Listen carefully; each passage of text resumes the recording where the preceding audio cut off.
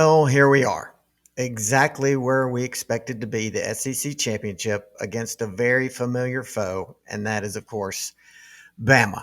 Now, there's not going to be any fancy intro this week, but I will give a personal, heartfelt thanks to each and every one of our sponsors during this show, so stick around for that. Now, King Kirby always talks about that quiet confidence that his players have come game time. So I'm not going to rant and rave this week.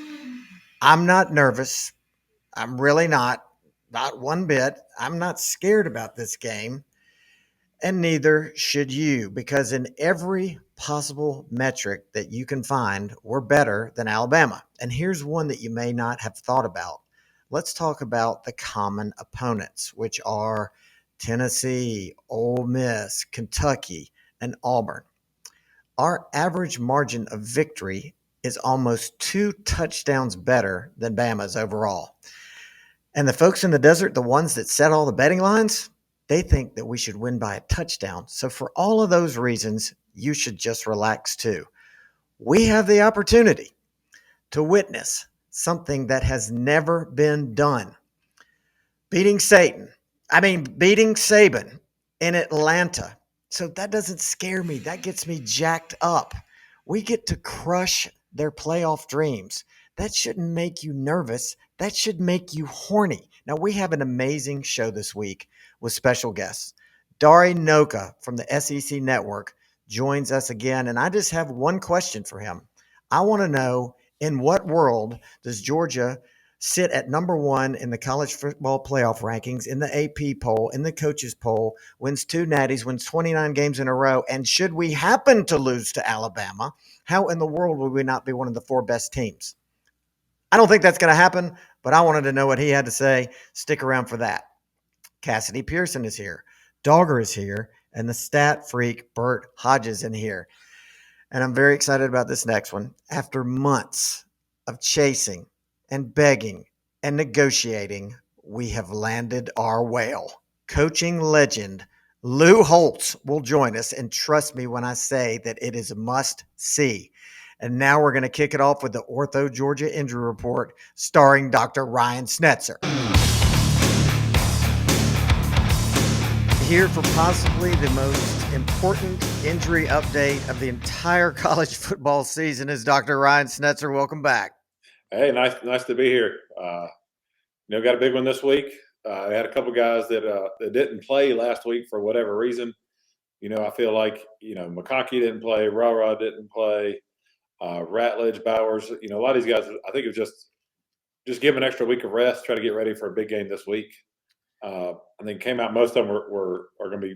I think he even said they were questionable this week. I think that's just saying, hey, they're questionable, but they're probably still going to play. I think that's the big thing. I think it was just trying to give everybody a little more rest last week. All right, I'm going to ask you a player, and you tell me whether you think they're going to play. All right. Brock Bowers. I think he plays. Tate Ratledge. I think he plays. I think even coach had said he was probably as close as could have played last week if they really needed him. Lad McConkey. Plays. Rah. I think he plays. I heard a rumor today that he was practicing in a red jersey. I mean, he may be, but I think all these guys are going to play. I mean, this, you basically we can throw out the rest of the year now. This is the biggest game of the year. I think in some aspects this is kind of like a playoff game for us. I mean, I kind of disagree with it. I think we should be able to get in even with a loss, but I think that definitely it's going to be tough with the way things have gone this year, unless there's some other games that go away we don't expect. So in all essences, I mean, this is the first round of playoffs. You're exactly right. And Dari Nowkhah is going to come on later. And I asked him, I said, okay, here's the deal. Everybody says we're number one. Coaches, AP, the committee, we've won 29 in a row. In what world do we go play one football game? And let's just say we lose to Alabama, who's arguably the second best team in America. How would we magically go from being the top team to not one of the top 4 teams? Yeah, I mean, I agree with you, here's the deal: I do not envy those people in that room. If let's just say Georgia loses, okay, and let's say Texas wins, Florida State wins, Michigan wins, and then you sit here and you've got a one-loss Georgia, a one-loss Texas, a one-loss Alabama, and you've got 3 undefeateds. So the 3 undefeateds, I think you put in.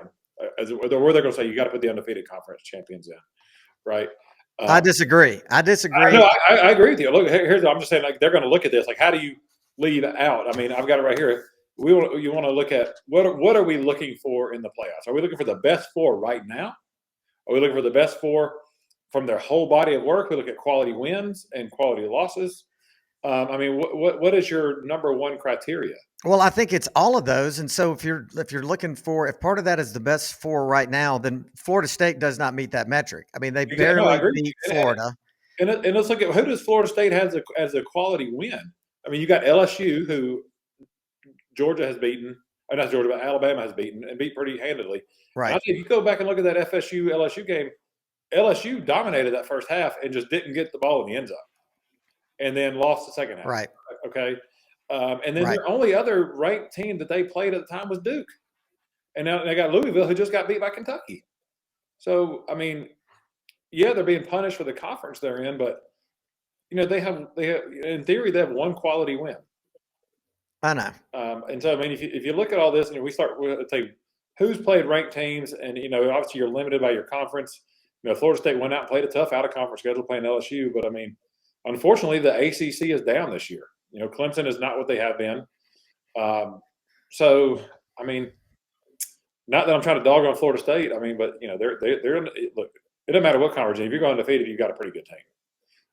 Yeah. So it's going to be tough this year, barring, you know, if everybody wins, it's supposed to win, then it's easy, right? You put the undefeated teams in, and there you go. If we start having some upsets and you get some one-loss teams, and we're having to make an argument for 3 or 4 teams for one spot, it's going to be tough. Well, I think it's going to work itself out, but it's going to be real simple when we beat Alabama. Right, exactly. We win, we're in. There's no doubt about that, right? But and we come in with number 1. We're playing in the Sugar Bowl, which would be great. All right, I'm going to throw you some curveballs. Julian Humphrey. You know, he's still questionable. Got the upper extremity injury. You know, I know he obviously wants to be out there. We need him out there. I mean, he was really coming on strong there. You know, I don't know. You know, he hasn't played been out 2 weeks now. We don't really know the extent of what kind of injury he even had. They never kind of even said anything. So it's hard to say without having any kind of idea other than just upper extremity injury. All right. Here's one that you're starting to hear some rumors bubbling up about. JDJ, number 10. What are you hearing? So what are we, 3 weeks now on him? Right. Yep. You know, again, I don't know the extent. They keep saying he's week to week. You know, I think if he can play, he's going to play. Right? I mean, I think if they can find some way to get him out there, you know, we kind of talked about this with these forearm injuries and these forearm breaks. It really depends on where it is, and if you need any kind of rotational stability to it, you know, that means you got to put a cast above the elbow. So it'll be interesting to see. Could he play? Certainly could. They may try to make some interesting breaks for him. Certainly, he knows. You know, he wants to get out there and play. I think I don't see him playing. I think he's in the playoffs, but I don't. I mean, I would agree. I mean, if it's you know, we talked about it. You break, you have a bone, you have a fracture in your forearm. You're looking at 6 weeks to heal, then back. Yeah. So, I mean, just for my own education, he's 3 weeks into this fractured bone. Mm-hmm. The bone's lined up. It's healing. Mm-hmm. But the healing, what you're telling me, I think, is that it's not, the bone hasn't healed all the way through, or it's not a strong heal. Yeah, so how bone heals, it forms like basically like a calcium deposit or a callus around the bone. So the bone ends are kind of lined up, then there's a callus formation, and then that callus has to go through like remodeling where it actually turns into bone, and it just takes time. So, mm-hmm. If you were to take an x-ray now, you'd probably see a fairly large like kind of callus around that area. Which gives it some minimal stability. So you would have some minimal stability. But if you get too much motion through there, then it's just not going to remodel into bone and heal. So you still got to limit the motion to allow it to heal. All right, here's another one. Branson Robinson. Will he be back for this game? I'm just messing with you. He's not going to be back. Yeah. Are you going? Yes. Are you taking kids? Taking my older two girls, my 10-year-old and my 8-year-old. You're taking Jesse? Yes, she is going as well. Yeah, I think my kids, they're actually, my 10-year-old and my 8-year-old are already harping on me taking them to Houston if we make it there. And I was like, look, kids, one, we got to make it there. Two, you're in school. And they probably remind me at least once a day that I've got to take them to Houston if we make it. Well, that's what sick days are for, Dad. I know, I understand. So, but it's gonna be so it'll be the Schnetzer that day. It'll be a Schnetzer 4-pack, not the full 5-pack for the game. Yep. It'll be four. It was 6. So we're leaving 2 of them at home. We got 2 other ones. Oh, that's right. I forgot. We got a 6-year-old and a 3-year-old staying with my mom and dad. And do they know that they're not making the cut yet? They understand, but the 6-year-old, she's like, whatever. She doesn't really understand it yet. She loves going to the game, but she could take it or leave it right now. But the 8-year-old, are you staying up there or coming back? We're just gonna drive up and drive back. Yeah, so. That's what I'm gonna do. Yeah, it's gonna be nasty weather. Yeah, I know. We got to find this little indoor tailgate, so we're gonna do that. So we're not gonna be outside, and we're gonna have a good time. Looking forward to glad it's done. That's one thing. Speaking of nasty weather and conference championship games, I still cannot believe that the ACC would have an outdoor championship game with the weather. That could be a significant variable in a game. And what happens? I mean, here's the deal: if Florida State loses that game and doesn't make the playoffs, and they lose because of a fumble, because of a wet field or a ball or something like that, how much money does that cost the conference not getting the team in the playoffs? That's a great point. So that game's in Charlotte, and I guess the weather outlook is about like it is in Atlanta. So, I mean, you're just adding another variable to a game that you really don't want. You want the best team to win. You don't want weather to be the one that determines that. And look at the NFL with these Super Bowls. They're going away from these cold weather, bad weather games to the Super Bowl. Like they had that one in New York, and they said, look, man, unless you have a dome up north, you're not really going to get a Super Bowl. So that's a night game in Charlotte. Yep, cold, rainy, night game. Maybe that's why the line's only 2.5. Yeah. Well, I mean, Louisville, Florida State did not look good against Florida. I mean, again, that's a rivalry game. You can say whatever you want to say. We can say Georgia didn't look good against Georgia Tech. You can say Alabama didn't look good against Auburn. Rivalry games, you kind of take out the record a little bit. But they did not look good. But Louisville, the same. You can definitely say that Washington didn't look good against Washington State. I mean, it took a walk-off. Yeah. With the ballsiest 4th down call maybe of the entire year. Yeah. So Washington, what, a 10-point dog or something against Oregon this week? Did I see that? I think they're going to get beaten worse than that. What was? Do you happen to remember what the line was in the first game at Washington? Was it like a 3-point line or something? That's a great question. That's more of a Dawger question. Yeah, I don't remember. Yeah, it was something tight like that. Yeah. So I mean, is Oregon gotten that much better? You think, and Washington is just not as good? I mean, yeah, Oregon. I think people have down calls, but yep. There were some. Lanning took that one on the chin, said I shouldn't have done that, but I mean, Washington found a way to win, man. People are. I don't know. If Washington somehow gets in, they'll be this year's TCU. They've had all these breaks fall their way and all these close games. Penix, he's great. He's not the second coming of Jesus like everybody wants him, tries to make him out to be. He's good. He's a good quarterback, not a great quarterback. Yeah. So I hope they get in because somebody from the Pac-12 is getting in anyway. Yep, that's right. And I'd rather play Penix than Nix. Well, we have kind of owned Nix a little bit. We have, but I mean, I guarantee you Dan Lanning has closed the gap between now and that first game we played him against last year when it was 45-3. Yeah, I mean, and that was a tough one for him. First game as a head coach, coming in, traveling, bringing your team across the country, playing basically a home game for us. Obviously that team was good. I mean, we're not defeated national champions, but I mean, that was a tough game for Oregon to come in with a first-year coach. They've definitely gotten better. They've improved. I mean, they're a good team. There's no doubt. I mean, I think Oregon's a great team. I think it would be a closer game. I still think we're a better team. If Oregon had won that game, the hype machine would have gone into overdrive, and they would be number 1 right now. Yeah, probably. I mean, I don't know. I mean, again, who have they? I mean, you got to look at the Pac-12. I mean, they're kind of down. USC was not what we thought they were going to be. Utah has turned out to be not who we thought they were going to be. So who have they played? I mean, they played Washington, who they lost to, and Look, they played Utah and they played Oregon State. So teams that if you look at their schedule now, the only team they played that's currently ranked is Washington. I agree with everything you're saying, but you just know how the media hype machine is. It's like, here's a new team, here's a shiny new object for us to promote. Yeah. Pac-12's going away. We need them out Yeah. there. We need them in the playoff. We want that market, that TV market. Yeah. So we know how this works. Oh, I understand. I mean, I understand it. There's the push for everybody, but again, they're being limited by their conference schedule, which I mean, it's all going to change next year, and we get these mega conferences now with the big whatever they're going to be 16 or 18, whatever they're going to have in the Big Ten, growing across the country, and then SEC had to do more schools. I mean, Well, to the point that here's something nobody talks about. Why does Michigan get to have their AD on the committee?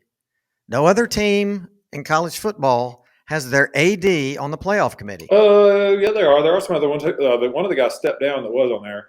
The guy at yeah, I mean, okay, let me change that. No other team of consequence. No other team in the current top 4, top 6 has a person on the committee. But every conference if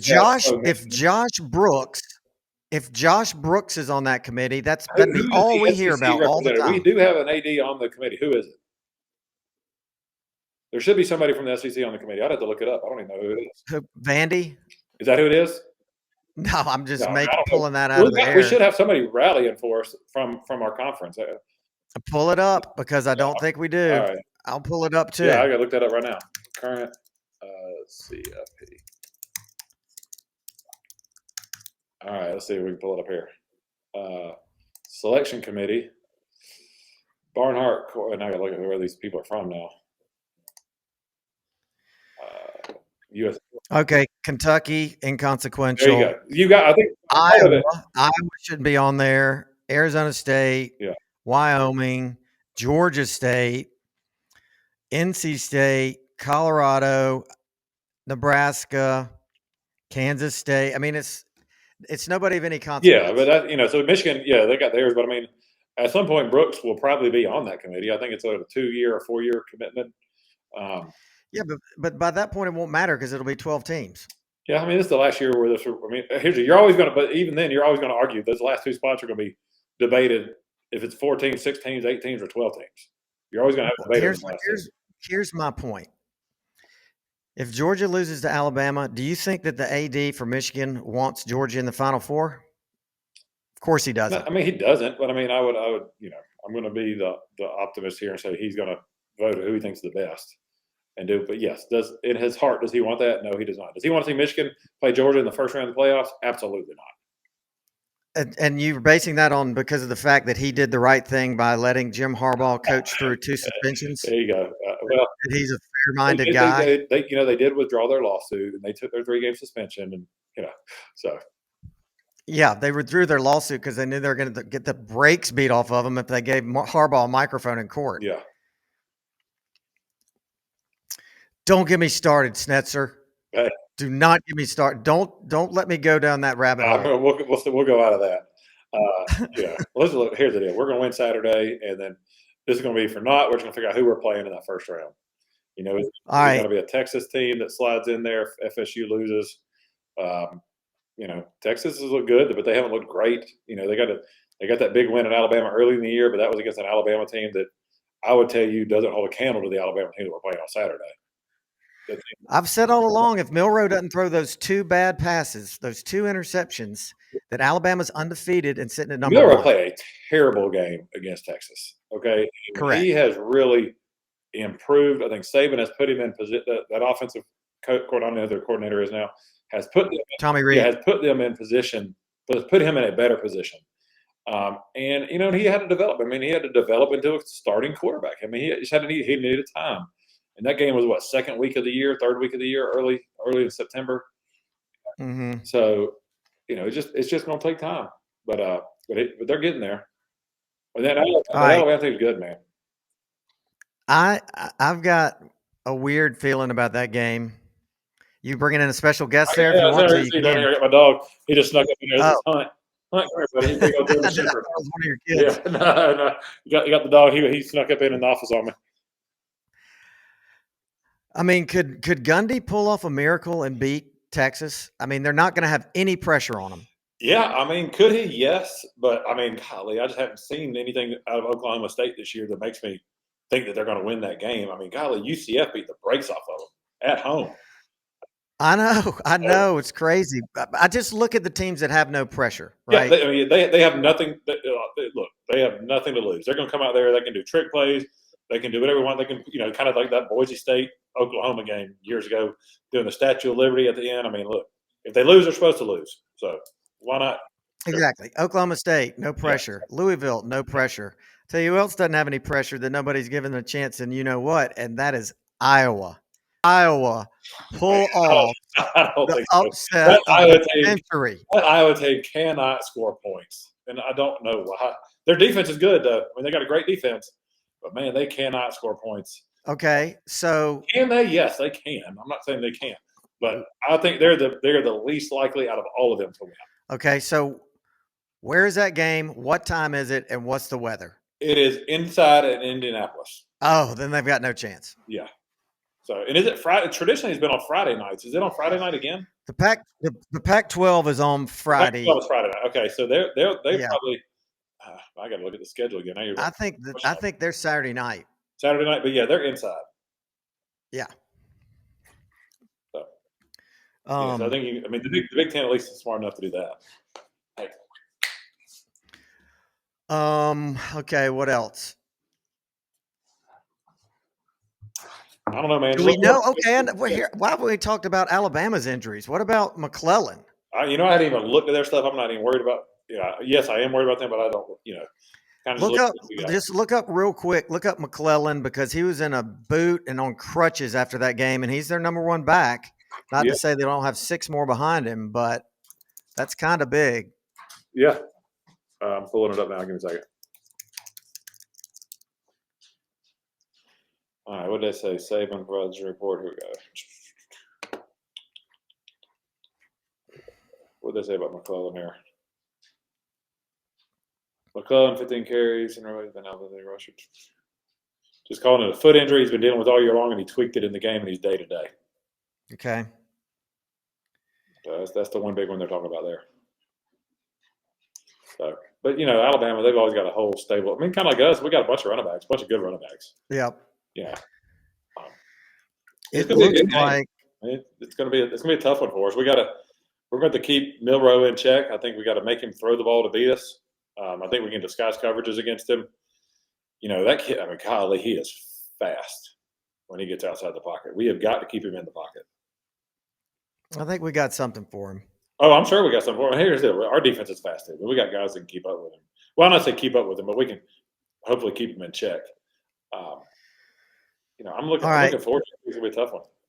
I think we have someone who would like to join us for comment, and that is Cassidy Pearson. Yeah, come on in. Cassidy, I like your sweatshirt. What's up? What's up? Getting nervous. No, I'm there. You can be nervous. I'm not nervous. Okay. I will talk you out of that unless you can give me a reason to be nervous. We've never beaten them in Atlanta. But nobody's ever beaten them in that stadium. Am I correct? Nobody's beaten Alabama in the Benz. Yeah. No. Not there, no. Yeah. Great. That means statistically, every time they play there, they're getting closer to a loss, and that's happening this Saturday. Well, I like the way you look at it that way, Dave. It's numbers, man. It's just numbers. Yeah, it's just numbers. Got to lose at some point, right? And that's a university. This school, this team that we're playing, they've never played there. That's right. It's their first time. Yeah. Vegas likes us. Our average margin of victory with common opponents is 2 touchdowns better than theirs. I've done the math. Yeah. Hey, look, I don't disagree with you, man. I like Georgia. Yeah. I think we match up well against them. You know, I mean, but here's what it comes down to: making the plays on Saturday, right? And you know, I don't think we're going to be outcoached. I don't think they have more talent than us. It's just who is going to step up and make the plays. And we've been doing that. We've been doing that for the last 2 years. This team, you know, Kirby's got these guys ready going. So I mean, I think we could beat them by 1. I think we could beat them by 21. You know, it's just going to be where the ball falls. You know, you need a few breaks in there. But here's a bold prediction: we're not going to let them score first. Unlike every other game this year, we're not going to let them score first. How about that? All right. Well, so far the key to success has been letting them score first. Yeah. Right. Maybe it's in our favor to let them score first, right, Cassidy? It might be. I mean, in past years we've had the lead at halftime and then they've come back. So, I mean, I don't know. Nothing. No scoring makes me feel good. Were we down a half in Indianapolis?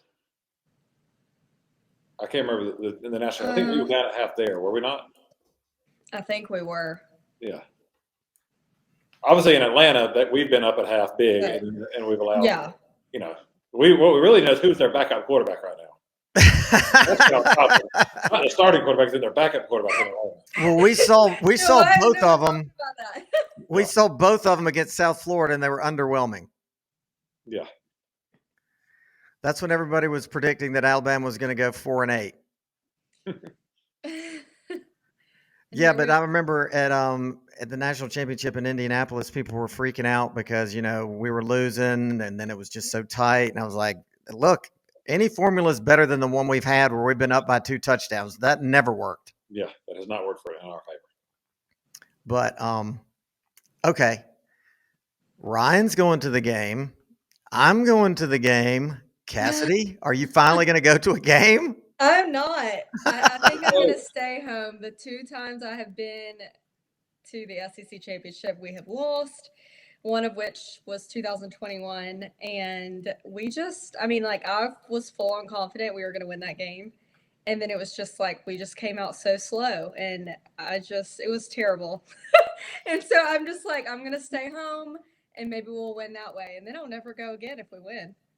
Well, I think we were the victim of rat poison in 2021. You know, everybody was treating that game like it was a foregone conclusion. We were going to kill Bama, and we came in there. You could make a case we were out of shape, and they came up with a game plan to keep our big boys out on the field, and they ran them from side to side and wore them slap out. Mm-hmm. Oh yeah, it was awful. That's not going to happen again. No, it's not. Hopefully it's time. There's no hopefully. It's already been our time. It's been our time for 2 years. It's the continuation of our time. This is another. I agree. We're the better team on all cylinders. It's an accomplishment that Kirby has not achieved, beating him in the bins. And there's very little out there right now that you can find that he hasn't done, right? Back-to-back natties, 29 in a row. I mean, the list goes on and on. But he has not beaten Saban in the bins. And I promise you he's well aware of that fact. And we all know the importance that he puts on an SEC championship. He treats it like a national championship, as he should, because you could also make the case that this is the national championship as far as the best teams go. Because I think Vegas would favor Georgia and Alabama over Michigan, over FSU, over Washington, over Oregon, over Ohio State. Texas, I don't know, because they've already beaten Alabama once. But I would bet probably them too. Yeah, they would. I think that Alabama, it's a completely different Alabama team than they were, week 2 or 3 whenever they played Texas. But we are too. I mean, I think we've played one half this year where we were fully healthy. The first half of Vandy, where we had Bowers and McConkey, had everybody. We're still not going to be fully healthy because no matter what, I think we can all agree that JDJ is not going to play. Yeah.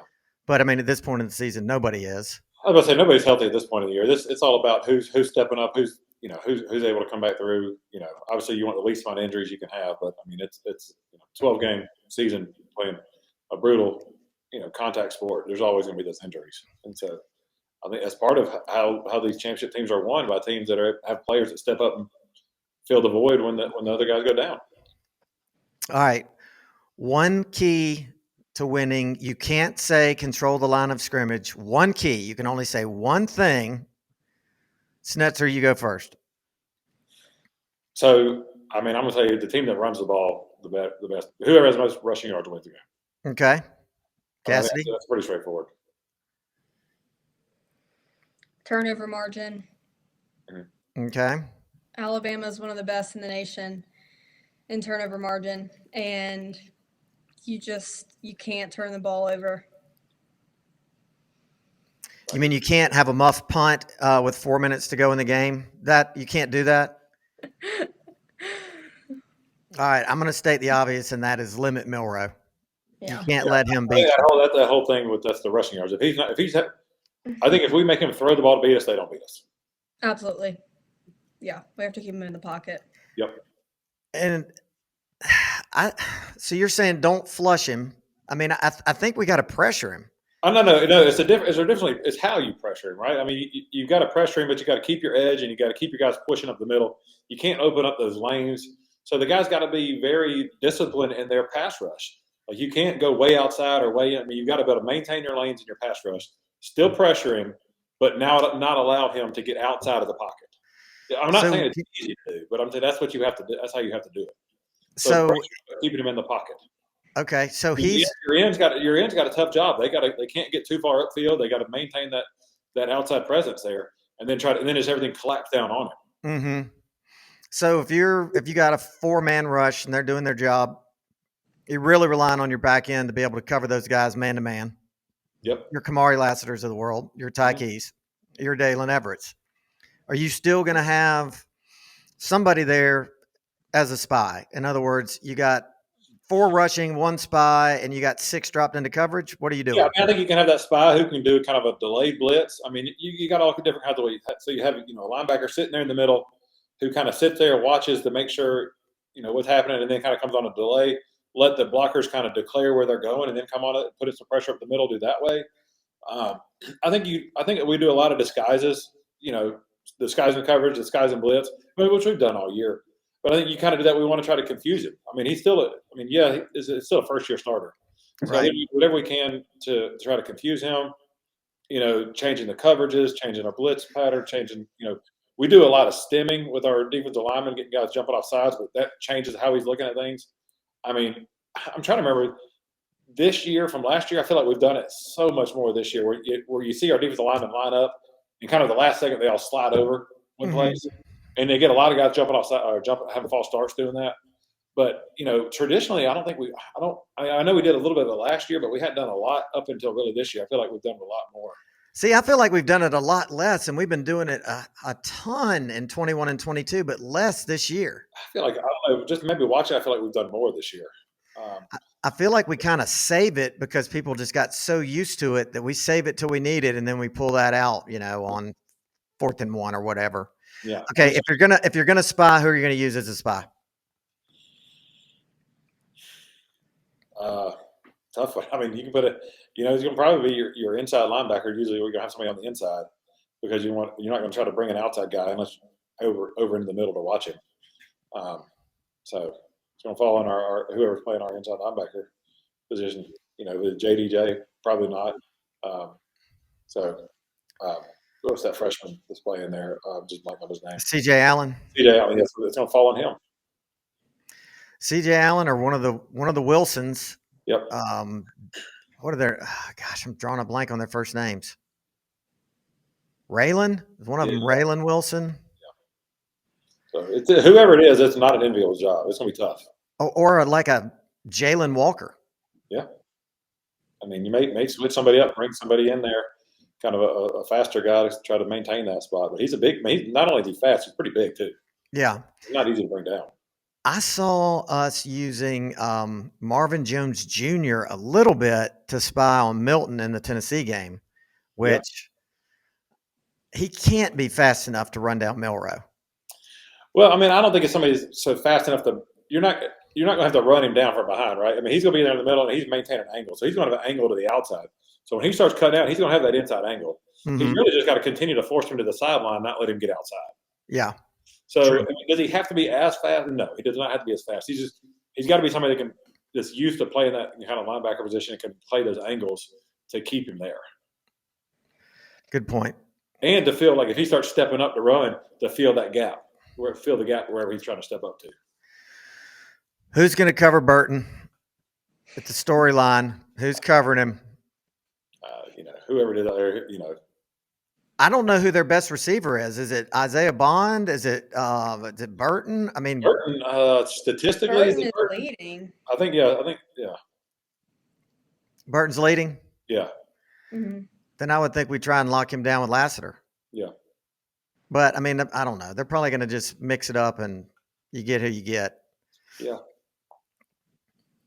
They're going to move him around, try to get him in different positions. So right, they're going to try to match him up, on some of our linebackers. I mean, it's all about matchups. Yep. All right, we've been hogging the floor. Cassidy, I'm giving you the floor. I know you're just sitting there you're just chomping at the bit to give me some sort of statistic to try and inject nerves, fear, anxiety. No, I mean, I don't think it's about statistics. Like y'all said, I mean, it's who shows up, who's going to play better. And I think we're finally going to do that. I think our guys that were there in 2021, they don't want to have to do that again. And that's just what we're going to have to do. I will say, back to the red zone defense that I mentioned against Missouri, we are still one of the worst teams in the nation in red zone defense. And Alabama is 10th in red zone offense. That's one thing I think that will be a key to the game is we do have to limit them to field goals. So as part of the success, part of the calculus and the algorithm, like factor in whether you're allowing field goals or touchdowns in the red zone? I don't know. So it could be that, if I would assume so. Right. Like 30 trips to the red zone and they've scored 27 times. That looks bad. But if 23 of them were field goals, that's a positive. That's right. Because once you're in the red zone, at that point, you're just trying to hold them to a field goal. Right. Do you know what our red zone offense looks like? From that stat? You're frozen. I mean, like if our defense is if Alabama's 10th in red zone offense, where do we rank in red zone offense? Oh, we're like 120th. Oh, wow. Okay, and so does that factor in the fact that you're scoring from beyond the red zone, so you're not there as much? Or is that saying like this past game, no, we had that terrible drive where we scored and then, there was penalties and then we eventually turned it over. So that's obviously a bad red zone 4A for us. I would assume so. I mean, if you're in the red zone and then you don't score, then right. Yes. What I'm trying to get at is maybe we haven't been in the red zone as much because we're scoring from beyond the red zone. That's what I'm saying. That's not what I'm saying. That's I guess what I'm asking. I think it's once you get in the red zone, though. It's not just like Okay. overall play of the game. It's like once you're in there, how do you perform? Yeah, what's your percentage of scoring once you get inside the 20? Okay. Okay. I like the fact that we're in our away uniforms like we were in the Natty when we played them last. The last time we were in the Benz, were we home or away uniforms? I think we were home. So last year we would have been home. So the year before that would have been away. It rotates each year. Right. Okay. So no advantage there. I mean, what else? I can just feel the nerves coming through the screen from Cassidy. It's just, I mean, we've just been through it. It's just like every single time. I can't believe I'm about to say what I'm about to say. We have been chasing this superstar down all year, not having any luck, and then randomly, through a friend of a friend, got a hold of his agent. And so now, without further ado, coaching legend, Lou Holz. Coach!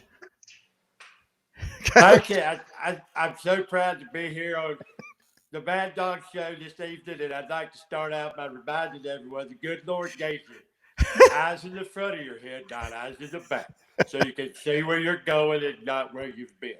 And I'm so pleased to spend the next 15 minutes of my future on this show. That's great advice. That is just a Lou Holtz classic. So tell, where have you been? Why you've been hiding from us? What's going on? Well, I've been down in Orlando playing golf with some of my friends, and been sitting back watching Rockford Files in the evenings, and just kind of taking a few walks, watching the leaves change, even though they don't really change down in Orlando. Just about it. Been on ESPN a couple of weeks ago, and things like that, kind of stuff. I don't know what to say.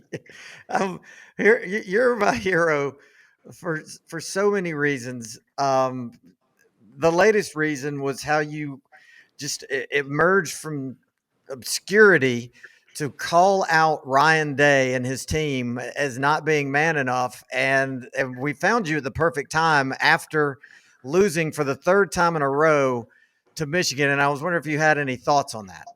Well, yeah, I'd like to talk to Coach Day for just a moment. He can't win the big game. And down at Michigan Wolverines have beaten. Oh, Fuck. Yeah. Lou, I lost you. Technical difficulties. It's okay. But now that he's lost for the third time in a row, I'd like to say this to him. Sure, Ryan, you can beat Minnesota Golden Gophers. You don't have any problem with Purdue.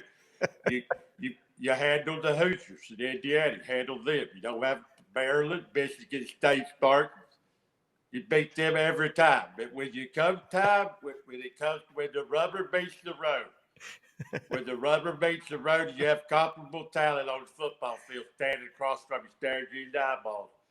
You lose the game. You lost to Nick Saban in Alabama. You took on Dabo Sweetie, lost to him. You had Kirby Smart painted in the corner. And what did you do? The fourth quarter, you wet your pants again, and you lost the football game. Okay? Now you've lost to Michigan, lost to Harbaugh 2 times in a row. Now you've lost to Sherrod Crybaby Moore. I didn't think anybody could cry more than you and your athletic director after Bullard did up Maserati bar. But it appears that you can cry more than them because you are a crybaby. Sherrod is an even bigger crybaby. Now, when I was coaching Notre Dame, I'm the best coach that's ever been at Notre Dame, baby. I'm better than Aaron Parseghian. I'm better than Dan Devine. I'm better than surely better than the rotund Charlie Weiss. And I had to deal with Bobby Bowden. I had to deal with Jimmy Johnson down in Miami. I had to play USC Trojans every year. You know what? Old Coach Lou came out victorious most of the time. I stared them men down, and I won plenty of games, something you can't do. Would you care to comment on Brian Kelly beating your record as the winningest coach in Notre Dame history? Well, I don't care for Brian because I wrote him a letter like I always do, write all the coaches a letter, sometimes 3, 4, 10 times a season. I wrote Brian a letter. Brian never responded.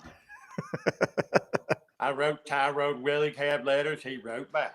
I wrote other coach Charlie Weiss, wrote him letters. He always wrote back. I write Brian Kelly 3 times. He never wrote me back once. Why do you think that is?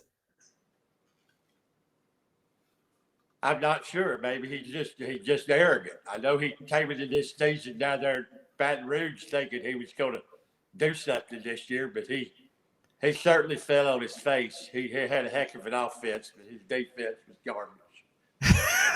Well, you hit the nail on the head with the arrogance of Brian Kelly, thinking he could just go down there and, replicate what he did at Notre Dame with their questionable ACC schedule. But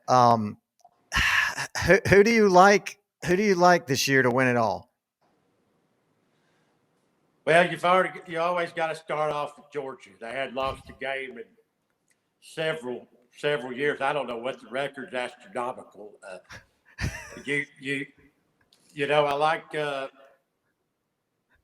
like if Alabama were to get in, I sure hope they won't. Because I'm on the Mad Dawg show and I'm going to act like I'm pulling for Georgia, even though I don't really care. But I think I like Georgia, and I don't believe much in Oregon. Coach, you've beyond football, you've gone on the speaker circuit and really just made a name for yourself as an inspirational speaker, as a motivational speaker. You gave us your quote about eyes in the back of your head. Do you have any other words of wisdom that you could share with us today? Well, in order to win a championship, you got to always believe in yourself first. When nobody else believes in you, when the coaches don't believe in you, if your teammates don't believe in you, your girlfriend doesn't believe in you, your mother doesn't believe in you, for whatever reason, you've got to believe in yourself first. And I'm going to tell a story right quick, if I may, about please. A man who didn't believe in himself and actually caused him a little trouble. My friend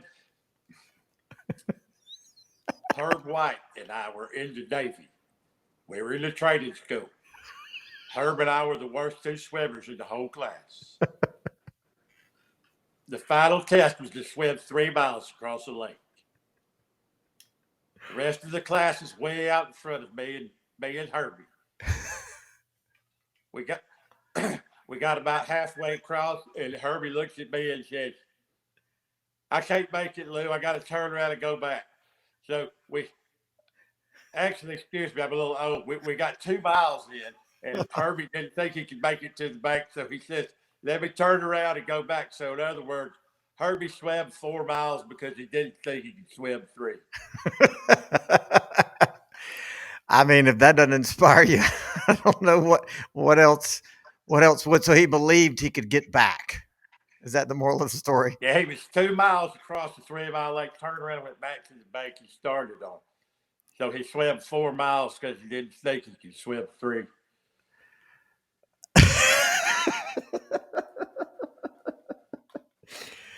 I don't.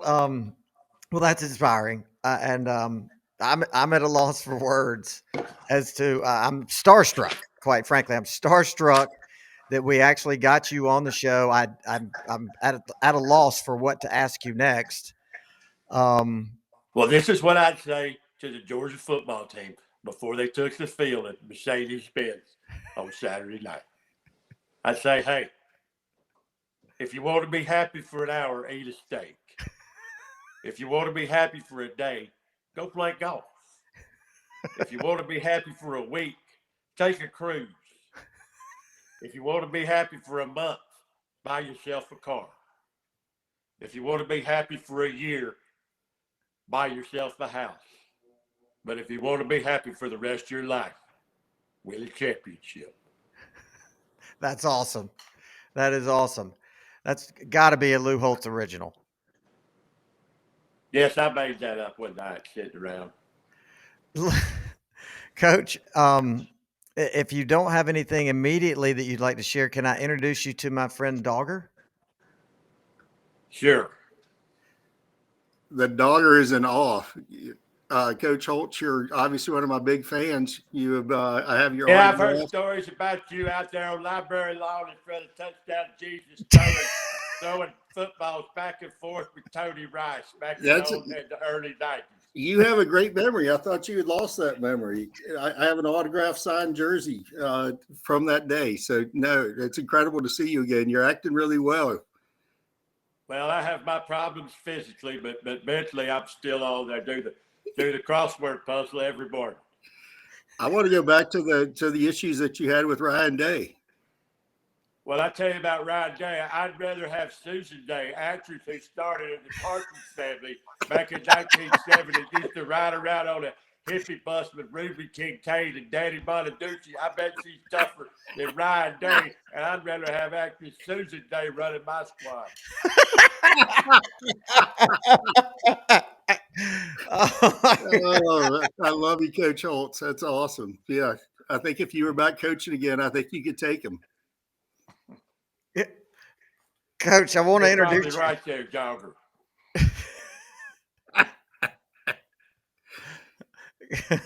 Oh my gosh. I was going to introduce you to another friend, Burt Hodges, our stat freak, but we lost him. So once again, I'm just at a loss for words. The Partridge Family reference that was gold. That was gold, Coach. I like to sit around and watch Get TV. It's got the old classics on it. It'll have, like I mentioned, Rockford Files earlier. It has the Partridge Family and things like that. Let's Make a Deal. I love watching those old programs. Let's make a deal. What'd you do when you were in South Carolina? Did you do any fishing or anything? What was your favorite thing? I'll tell you what I did the first day I got to South Carolina. I gathered the entire team up around me, and I said this to those boys. Many of them sweet boys, but I told them this. I said, you're playing football here at the University of South Carolina because you're either a loser or you like being surrounded by losers. And I said, we're going to have to practice hard this spring and summer to change all that. I'm just a man to do it. Let's go. And you did Coach, a great job, Coach. Coach, I want to introduce you to our stat freak, Mr. Burt Hodges. Oh, but what an honor. Those guys from MIT. That's right. Yeah, I wear that green eye shade most of the time. That'd be a nice touch. Oh my gosh. Burt, do you have any questions for Coach Holtz? I was kind of coming in and out. I was having some technical difficulties back in the green room, and I heard a little bit about this swim across the lake, but I just wanted to make sure I got it right. So he swam 2 miles, and then he decided that he couldn't make it the 3rd mile, and so he turned around and went back. Is that what happened? Yeah, Herbie and I were 2 miles across. Everybody else was already on the far bank. I told you we're the worst swimmers in the class, and everybody else was already there, but we were still going. And we were 2 miles across the 3 mile lake. Herbie looked at me and said, I can't make it, Lou. I got to turn around and go back. So he went back, and he didn't believe in himself, and he swam 4 miles because he didn't think he could swim free. So it didn't count, did it? He didn't pass the test, right? They kicked him out. Where is he today? I think he's passed. Hell, he's 86 years old. I mean, poor guy.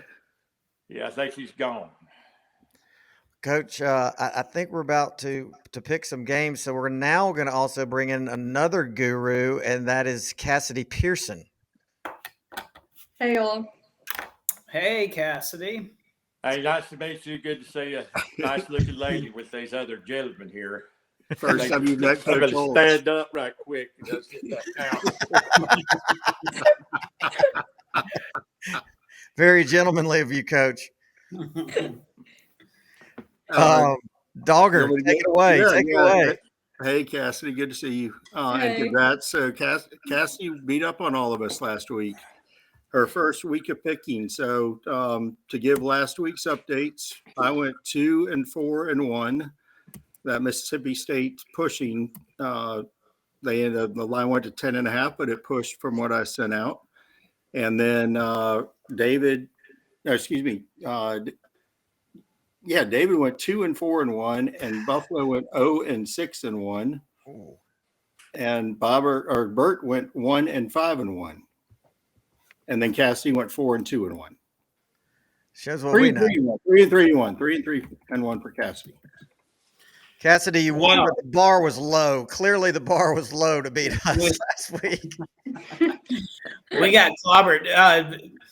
Dawger, I think I was 0-6-1 also, because I picked in tandem with Buffaloe in every single game. So I never. That's what I had emailed you or texted you separate Yeah. about. You did take one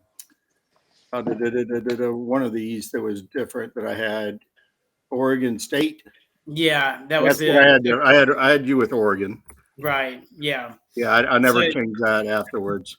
Guys, Mhm. guys, I've got breaking news. Lad is full ready to go. Let's This go. just in. Let's go. See, Cassidy, good news. Good news. Keep it That was coming.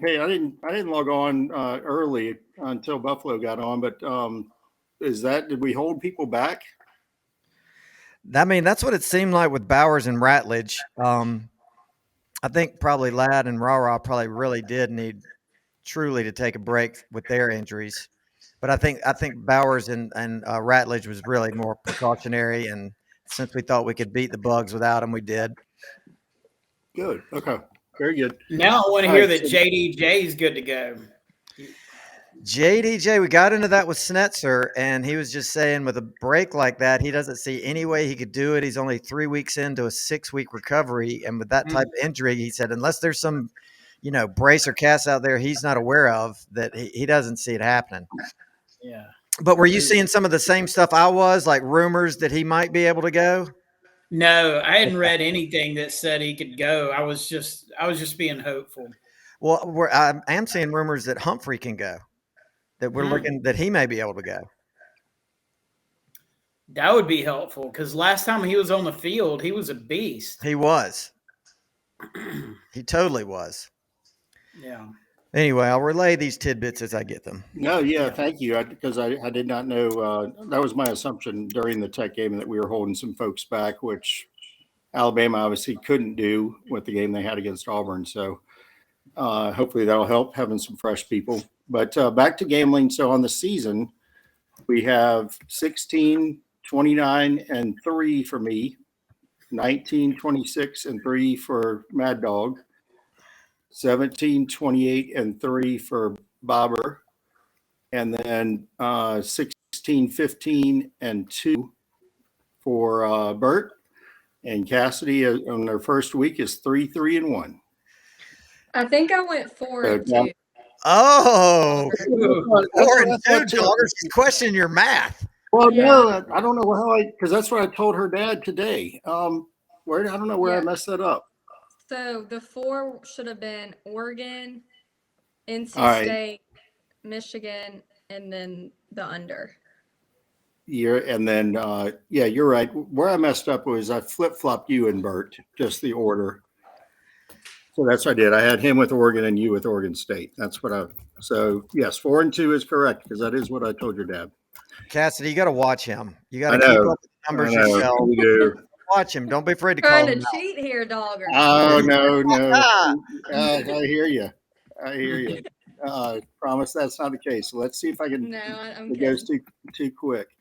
So this week I'm going to try to include all the national not national championship, the conference championship games. The first one on Friday at 8 p.m. Oregon versus Washington. Oregon is -9.5, and I think it is Burt's pick first. I am going to go with Oregon on that one. Okay, and then Cassidy, you would be next. Oregon. All right, and then it's me. Wow, Oregon has been playing really well. Bo Nix has been playing great, but 9.5 seems like a high number to me. I'm going to go Washington. So, and then Mad Dawg. Oregon.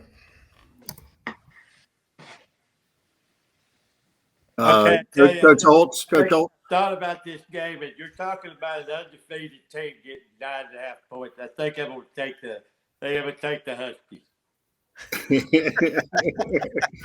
I need to change to Coach Holtz for this week. And then, so 12 p.m. on Saturday, Texas versus Oklahoma State. Texas minus 14.5. And Burt. Man, Oklahoma State's getting a lot of points there. I'm going to take Oklahoma State. Cassidy. I'm gonna go Texas. Okay. I've bet against Texas for maybe 5 weeks in a row, and they continue to go cover. So I'm going to go Texas. Do not ever forget that Mike Gundy is a grown-ass man, and he will not only win upset, he will win and cover. Woo! No way. Yes way. I bet that money line's about 1,000. So put like $10 on to win 100. You tell me who to call, and I'll do it. Well, I don't know anybody to call, but you can find somebody. I know you can find somebody. I got people. Yeah, exactly. All right, then we have Bobber or Coach excuse me, Holz. Coach Holz. Well, let's see. I'm going to take. I've went down and met with the Longhorns with Charlie Strong was their coach, and I explained to them they came to Texas to win all the games, not just some of them. I know they stumbled against Oklahoma, but I'm going to take Texas this week.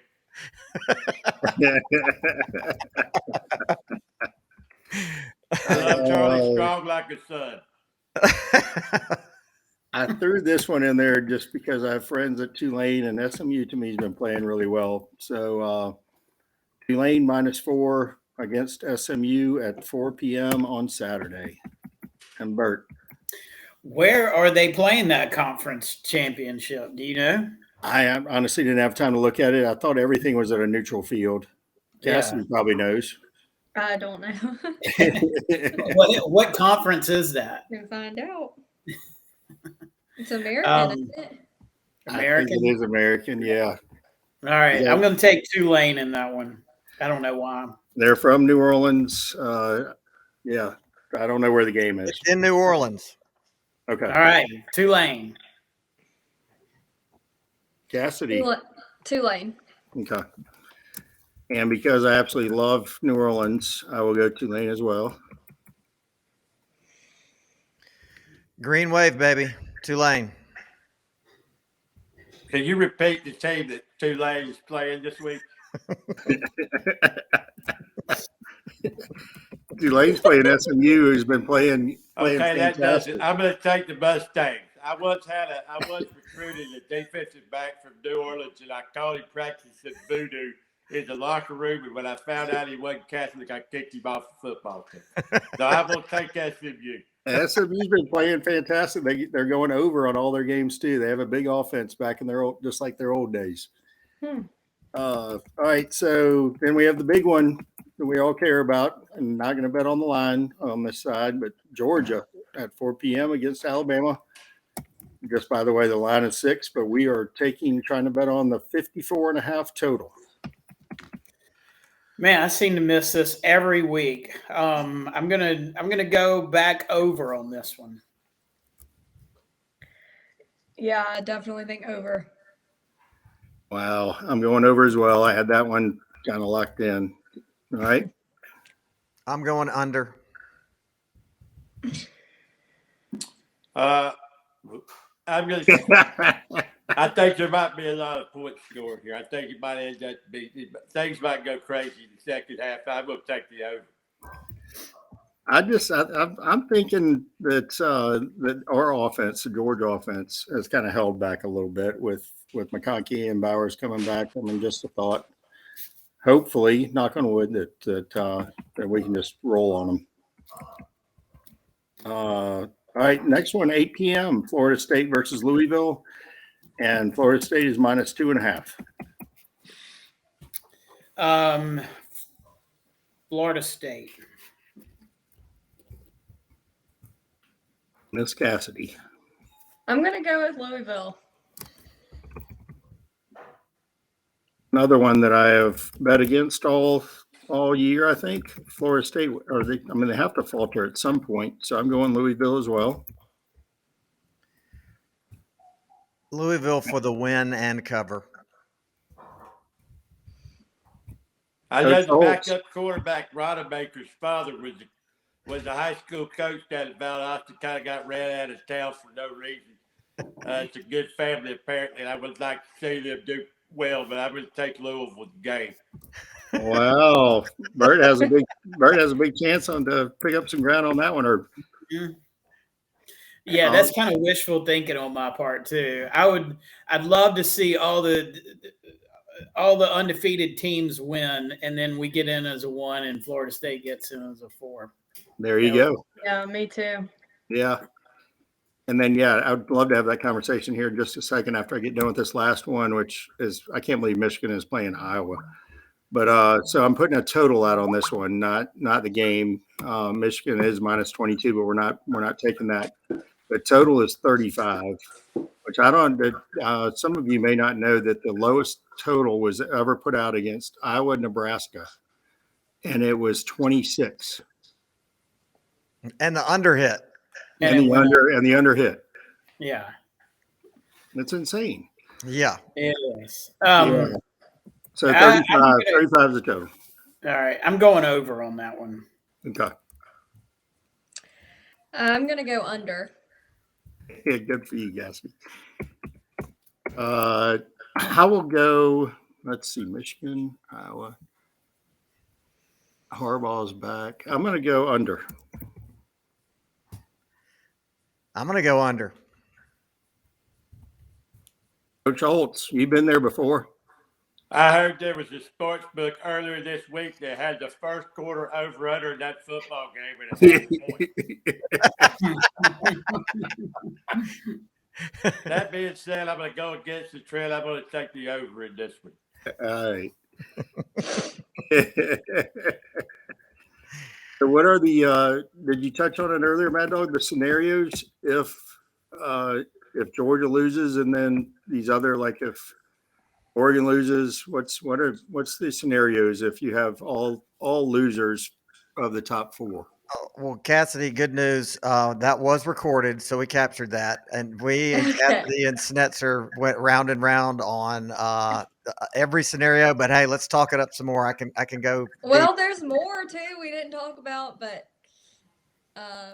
Mad Dawg and I disagree a little bit on who's in if Georgia loses. All right. So what was who believes in what?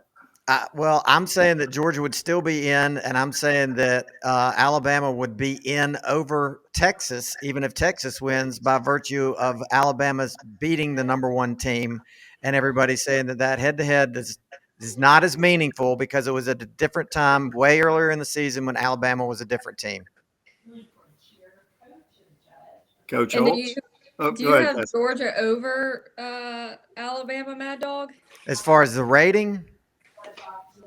As far as their rank? Oh, you're saying? Way. Say that again. Either way, ranking, who's in? As far as who would get in the top 4, I think is what she's saying. Oh, okay. In that scenario, it would be I would say Michigan, Alabama, Georgia, and Oregon. And they say FSU, you're not the same team because you don't have the same quarterback. You're in the weak ACC. Clemson's not even good this year. Ohio State, you had your chance. You're not backing in again. Texas, too bad, so sad. Who did I leave out? No, you did it right. Okay.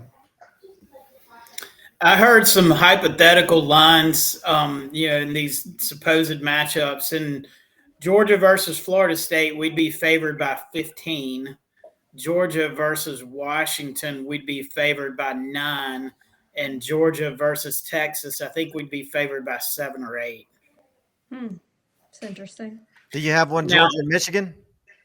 That would be about a pick 'em because it's kind of close to that Bill Connolly SP Plus, and he's got Georgia and Michigan right together, and we're a few points ahead of everybody else. In that scenario I described, that would then mean that Georgia would play Michigan in the Rose Bowl. Yeah, 1 versus 4. Yep. Yeah. Coach, wow, that's way off of. I'll let Coach come in real They've quick. always called that the granddaddy of them all. Mhm.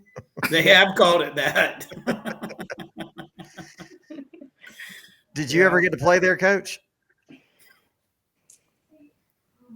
I can't remember. I know one thing. I coached William and Mary when I first starting out. And my biggest problem was I had too many Marys on the team and not enough Williams.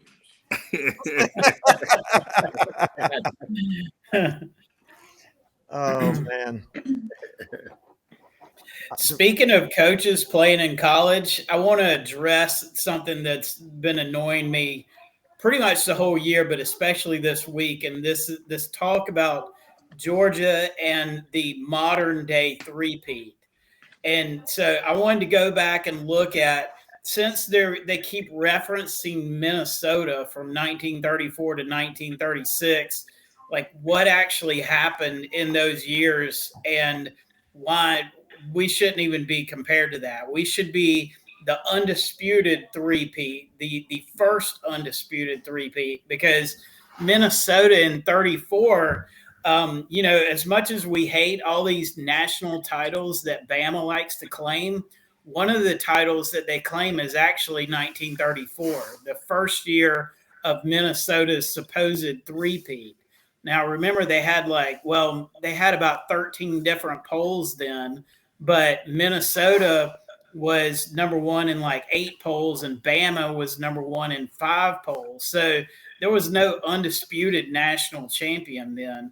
They only played 8 games, and the first game that they played was against North Dakota in Agricultural College. One of the players for Alabama that year was a tight end from Morrow Bottom, Arkansas, named Bear Bryant. Wow. Yeah. They also had a running back named Young Boozer. So I want them to address us as the first undisputed three-peat. And I mean, if we're able to run these next 3 games, I don't want to hear this talk about Minnesota, because there's no comparison when you're playing 7 or 8 games a year. You win in some poll, you're not number one in another. We're the first. We would be the first undisputed three-peat. Burt, do you know their record, their composite aggregate record over the course of those 3 years? Did they win all 24 games? Yeah, they were 8-0 each year, I think. Maybe 36. They may have lost the game, but I think that they were undefeated each year. But they were 8-0 that year, 1934. But Bama was 10-0 that year. Bama outscored their opponents 316 to 45. Minnesota outscored their opponents 270 to 38. So Bama had a legitimate claim in 1934. Yeah, I had read that before too. I'm really glad you brought that up, because it's like comparing, it's not apples and oranges. It's a raisin and a watermelon, what we did compared to what they did when they were playing, sounds like youth groups and orphanages back in 1934. Yeah. And I hate giving credit to Alabama for anything, but you know what? I want to give them credit for this national championship, because it throws out this whole three-peat thing that they keep talking about with Minnesota. I think it's their literal only reference point that they can even grasp in the history of football for what we're on the cusp of. It's so monumental. I mean, if we can run these next 3 games, we're going to do something more monumental than has been done in college football or pro football in the history of either. Undisputed national champion 3 years in a row. Let's make sure that's a big if. Let's knock on wood on that. I'm a big believer in the jinx. Coach Holtz, tell us how you would view such an achievement. Well, that'd be quite an achievement. I mean, I tried. I got screwed in 1991. I think I got right up into some stiff competition. You got all these teams trying to gun for you. Notre Dame, they always want to take us down, and we had a good football team, but Queen Florida State, Miami, Southern Cal, all of them. I don't know. Southern Cal's kind of, they had Coach Larry Smith out there. Of course, they were dangerous, but they weren't. It was always seemed like it was Jimmy or Bobby, and sometimes Michigan tried to sneak in there, but yeah, I never came close to it. I tried, but if Kirby Smart could pull this off, I'd probably write him a letter.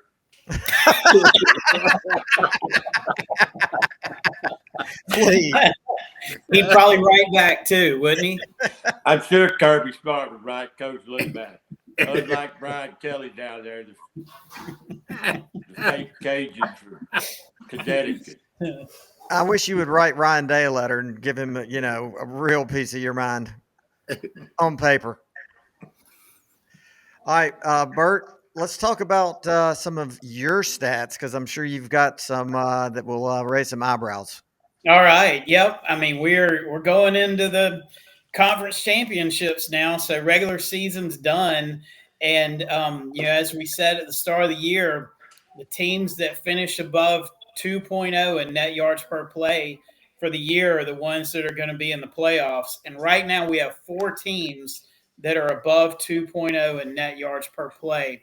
That is Georgia at 2.42, Oregon at 3.02, Ohio State at 2.47, and surprisingly, LSU at 2.45. And how in the world LSU lost 3 games and has a net yards per play difference of 2.45 is truly remarkable. I went back and looked at the stats on 2 of those games.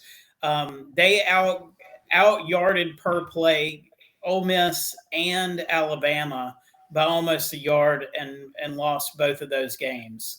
I think it was turnovers in both of those games that was the difference. But they actually finished ahead of us in the SEC in net yards per play. So this was the first year in the last 3 years that we did not finish the regular season with the highest net yards per play in the SEC. And they've got 3 losses and no chance of going to the playoffs. The other team above 2, Ohio State, I don't know if you guys talked about this, but I don't see a path for them in unless a lot of crazy things happen. So they're out. So we're looking at 2 teams that will probably make the playoffs that are under that benchmark of 2.0. And so Michigan's at 1.95, Washington's at 1.85, and Florida State is at 1.81. Bama's at 1.58. And Texas is at 1.51. So we got a lot of teams that have a potential to get in they're under that benchmark when usually it's 2.0 and above that gets you in. Okay, so back to Ohio State. Correct me if I'm wrong. Okay, Georgia wins, Michigan wins, Florida State loses, Oregon wins, Texas loses, Alabama's already lost to us. In that scenario, wouldn't that get Ohio State in? That's it. Yeah. So they need Florida State to lose. They need Texas to lose. And they need us to beat Bama. Right. I think that's their only path in. Oh, Coach, how would you feel if Ohio State had luck fall their way and they were able to back into the playoffs yet again? Well, I tell you, Mad Dawg, I feel pretty good for whoever was playing them because I know Coach Dave would went to bed again and they may be going back to Columbus. It's exactly how I thought you might feel on the subject. Stranger things have happened. They're not physical enough with teams with comparable talent. I said earlier, they feast on the little boys, and when it's time for the big boys, they can't come through. I mean, that scenario is not that far-fetched. I mean, the most far-fetched part of that is Oklahoma State beating Texas. That's it. Yeah. I mean, that's a 14-point spread. So you're asking something there, but Florida State losing Louisville, that could very easily happen. And we just need to beat Alabama. Sugar Bowl rematch with the Buckeyes, if that happens. Do y'all think that Texas will jump Ohio State if they win the Big 12? Yes. I think so, because I mean, I think they put some value on conference champions, and in that scenario, with one loss conference champ versus one loss non-conference champ, yeah, I think Texas there. I agree. Do you think one loss Texas champ could jump undefeated FSU? No. I don't see that. I don't see that. I could see it happening.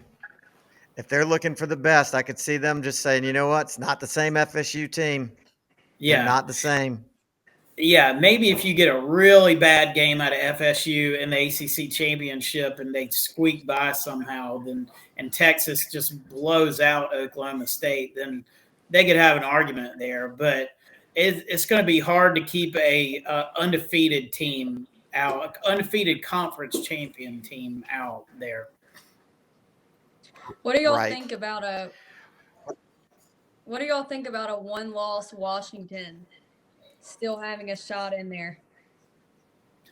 I don't see No it way. happening.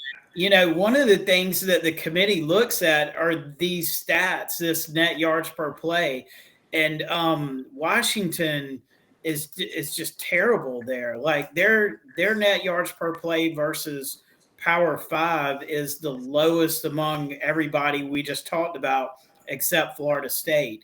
Florida State and Washington are so far below everybody else there that with a loss, I think they're done. Yeah. For sure. All right, Bert, when I'm looking at your spreadsheet, when you have the column net yards PPP5, is that Mhm. net yards per play against Power 5? That's it. Yep. And so you've got three teams over two in that scenario. So what we did there is we just filtered out the cupcakes. And so we're Right. at 2.05, Oregon's at 2.44, and Ohio State's at 2.26. If you look at Bama, they're all the way down at 1 net yard per play against Power 5. So what that tells you is they've been feasting on cupcakes as far as padding their stats. But when it comes to SEC Power 5 competition, they're only at 1, which is really weak. I mean, there's a lot of stats that tell me that we should beat these guys Saturday. I mean, the stat that worries me is how successful Saban is in the SEC championship, how successful he is against us, all these historical things. But stat wise, this year we outstat him on pretty much everything. And so when you get to third DO, third DD, N3D, tell us what those are. Yeah, so that's third down conversions on offense and then stopping third downs on defense.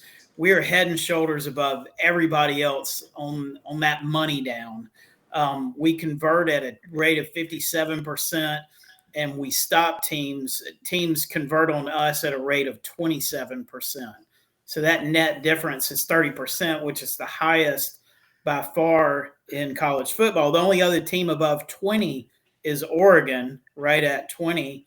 I mean, if you look at last week against Tech, we were 4 for 8 on third down. Tech was 2 for 11. I mean, I think Kirby really puts an emphasis on converting third downs on offense and stopping third downs on defense, and we've done it really well all year. This chart's just fascinating. You can just get lost in these numbers. And that especially the net third down number, we're above everybody at 30%. And then we're twice as good at Bama on third down. They're at 15. Exactly. I mean, they convert at at 49%, and they stop third downs on 34%. So we beat them on both sides of the ball there. So Saturday, that's going to be a huge thing because we're not going to be able to convert on second down like we did against Tech and other teams all the time. There's going to be a lot of third downs in this game, and we're going to need to convert them, and we're going to need to stop them.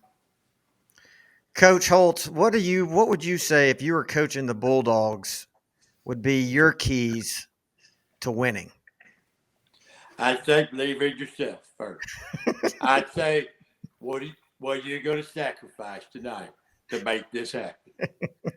I'd say you can only trust a handful of people: your family, the people you eat with, the people you pray with, and the people you live with. Then I'd say, if we do lose, fellas, there's going to be tougher days than this in your life. One day, you're going to go to work. The boss is going to fire you. You're going to be driving home, scared to tell your wife you've lost your job. Your car's going to have a flat tire on the way home. Don't have to change it, that little donut tire. Drive home. You get home, you're going to walk in the door and tell your wife you've lost your job, and you're going to look up, your kids are going to you're going to say, "Where's Mama?" And they're going to say, "Mama's run off with the drummer."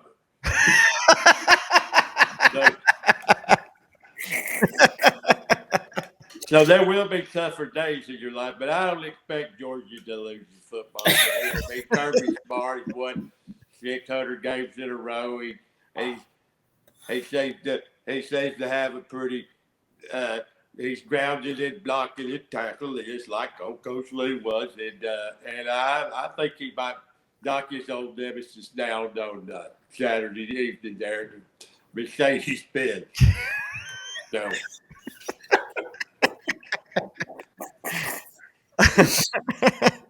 Burt, Yeah, what you got something to follow that up?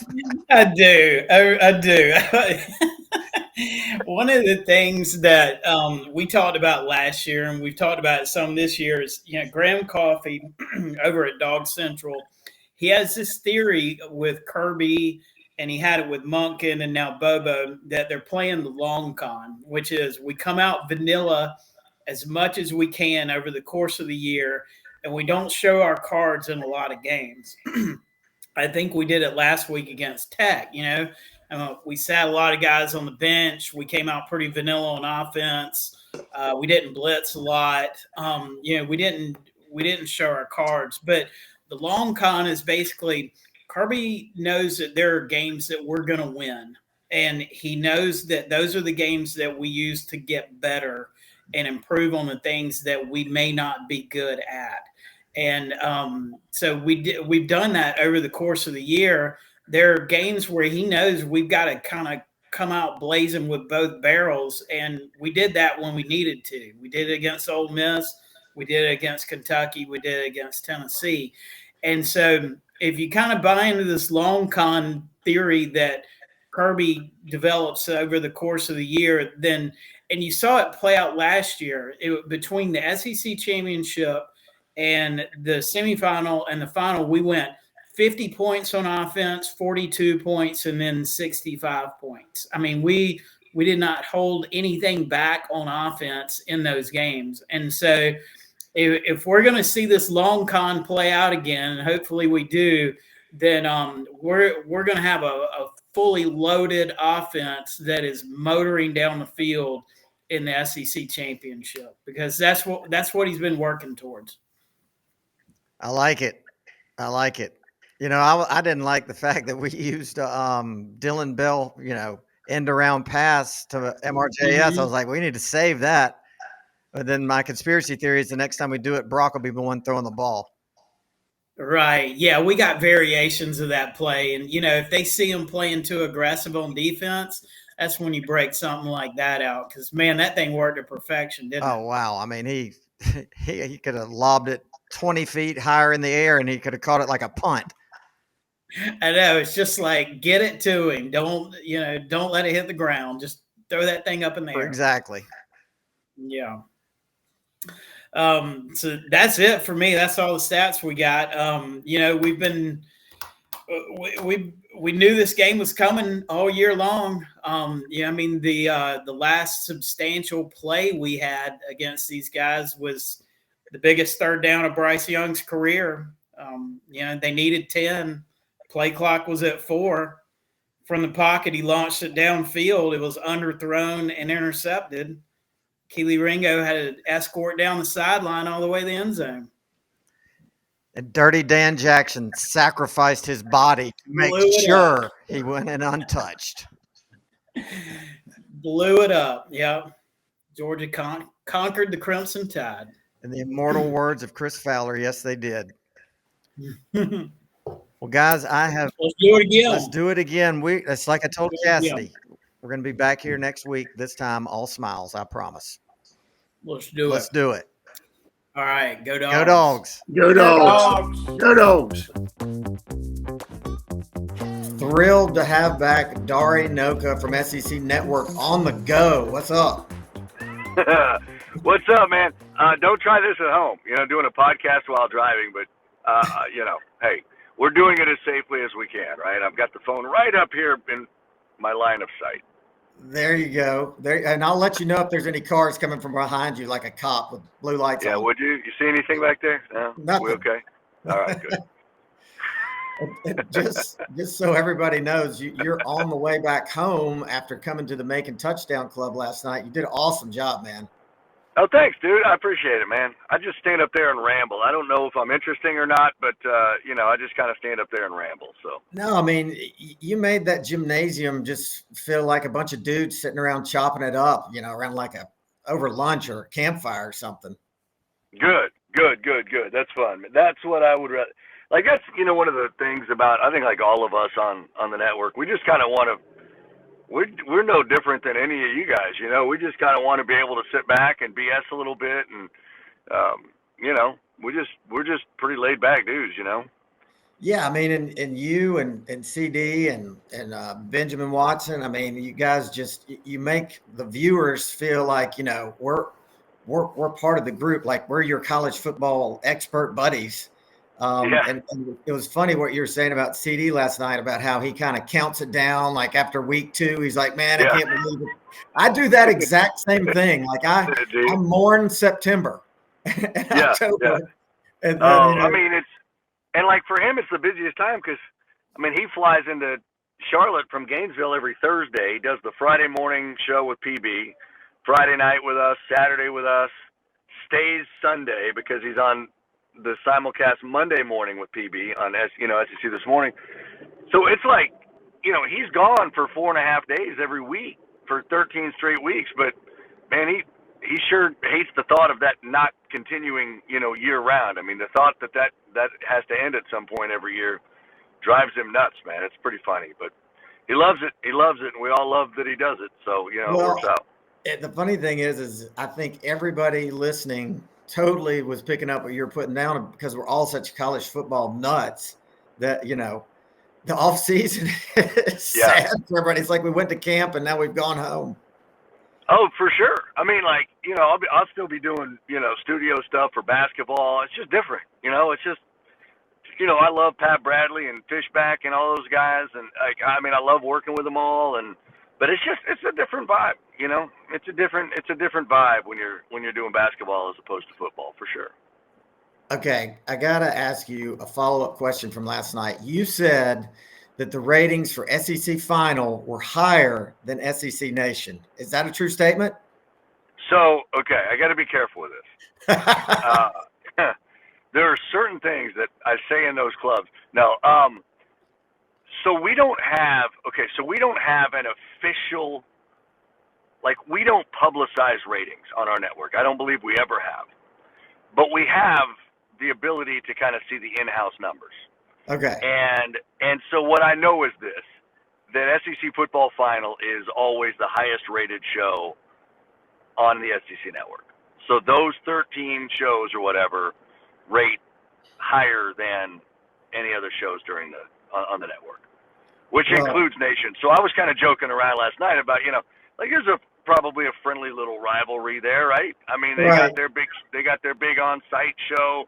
We got our end of night show in studio, and the beauty of that is we love where we are because we can watch 8 games at a time. We can watch all the games every day, every Saturday. We don't have to travel. We're not flying back anywhere, missing that great finish in wherever, So, but it's awesome. But yeah, no, we take a lot. I just say it this way: we take a lot of pride in Final, and let's also keep in mind too, as I'm doing this more politically correctly now than I probably did last night.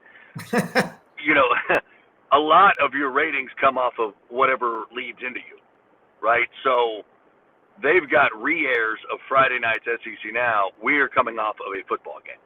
Right. So naturally, we're going to start off with a much higher number. Yeah. Well, But we're pretty proud of it. I love both shows. I can promise you that if I'm not in front of my TV for final, I'm recording it, and it's the first thing I'm watching Sunday morning. Good. I love it.